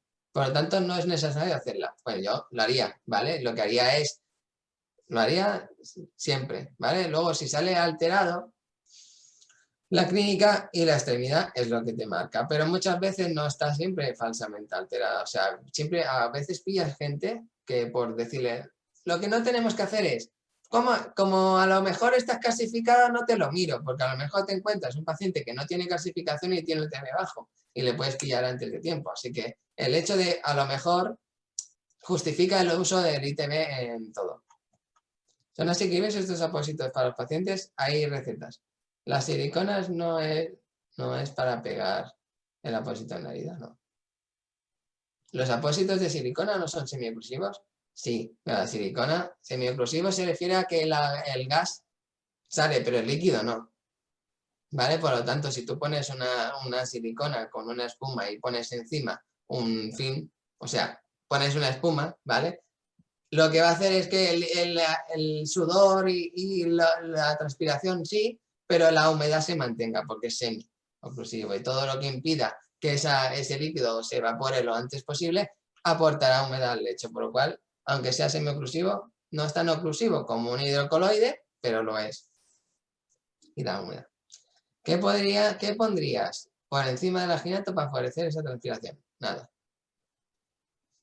Le taparía con gas, le vendaría. Pero si no, haría por ejemplo, una úlcera neuropática, ¿vale? Que pues le pongo un aginato, le pongo la descarga y ya está. Y lo tapo. Por ejemplo, con el esparadrapo para mantener la descarga y tal, ¿vale? Pues esto. O una gasita si quieres, pero no me... Usamos suero fisiológico Prontosan. El Prontosan es un antimicrobiano, es un antiséptico, ¿vale? Es un producto para hacer fomentos y destruir, reducir la infección, pero no está justificado su uso como suero fisiológico, ¿vale? Así que tendrías que utilizar las dos cosas, suero fisiológico y fomento. ¿Qué apósito secundario utilizas sobre el aginato? Ninguno. ¿Podemos conseguir PowerPoint? Sí. Lo pasaremos el PDF, no sé cuál es, pero podría hacer uno. Sí, sí, cuando tenga tiempo a lo mejor hago algo sobre lo que hemos hablado. Pasa que lo que he hablado, o sea, la parte de apósitos da mucha ampolla, ¿sabes? Sobre todo es que me da igual, lo puedo poner. ¿Qué utilizas para limpiar las úlceras? El yodasol. En la cara, eso me lo he yodado. Desbridantes como que no aporten humedad como el Cicagel, pues eso, productos desbridantes en la fase, lo que os he hablado, pero que no aporten mucha humedad. ¿Vale? El apósito de Orgostar, ¿para qué tipo de úlcera está indicado? Pues todos aquellos heridas que estén inflamadas o en fase de granulación que no tengan infección. Rubén, contestamos Dime. a 2 preguntitas más y lo dejamos para el sábado que viene. Vale, que yo me he liado ya aquí, ¿vale? Sí. Yo me pongo aquí, vale. Bueno, el aginato se significa, bueno, lo que pasa que es elevado, sí, es verdad. Lo que pasa que a nivel conceptual es mejor que entendamos que no gerifica, pero si nos ponemos técnicos, ambos gerifican, lo que uno se secará antes que el otro. Venga, rápido. Bueno, el caesómero también tiene evidencia. Pasa que ningún apósito tiene evidencia porque la cura la etiología, o sea, la descarga. ¿Vale? Películas barreras, perfecto. Pasa que si tú tienes que proteger la película ulceral por humedad, es porque das mucha humedad. Cambia apósitos a unos que no gelifiquen y verás que no hace falta tanta protección. Ácido hialurónico para granulación, porque si das en ese momento ya no hay infección, por lo tanto ahí lo pondría. Rápido. Vale, ya está. Mejor vendaje completo de pie o la zona de agresión. Rebeca, esto lo tenemos en abril, tenemos más o menos. Haremos una presentación sobre los vendajes en pie diabético que te va a gustar mucho seguramente y te resolverá esa pregunta. Todo el pie y hasta abajo rodilla. Paciencia. Sí. Y muchas gracias a todos. ¿En polvo o en gel? En polvo. Y en gel depende. Las preguntas, guárdatelas para la próxima semana. Bueno, pues Rubén, si no tienes nada más que decir, porque siguen preguntando por el tema de apósitos y aquí podemos estar horas, emplazamos a los asistentes ya a la semana que viene. Muchísimas gracias a todos por asistir. Gracias, Rubén. Y nada, nos vemos la semana que viene, ¿vale? Exacto. Muchas gracias a todos por venir, A por vosotros. preguntar, por todo. Gracias.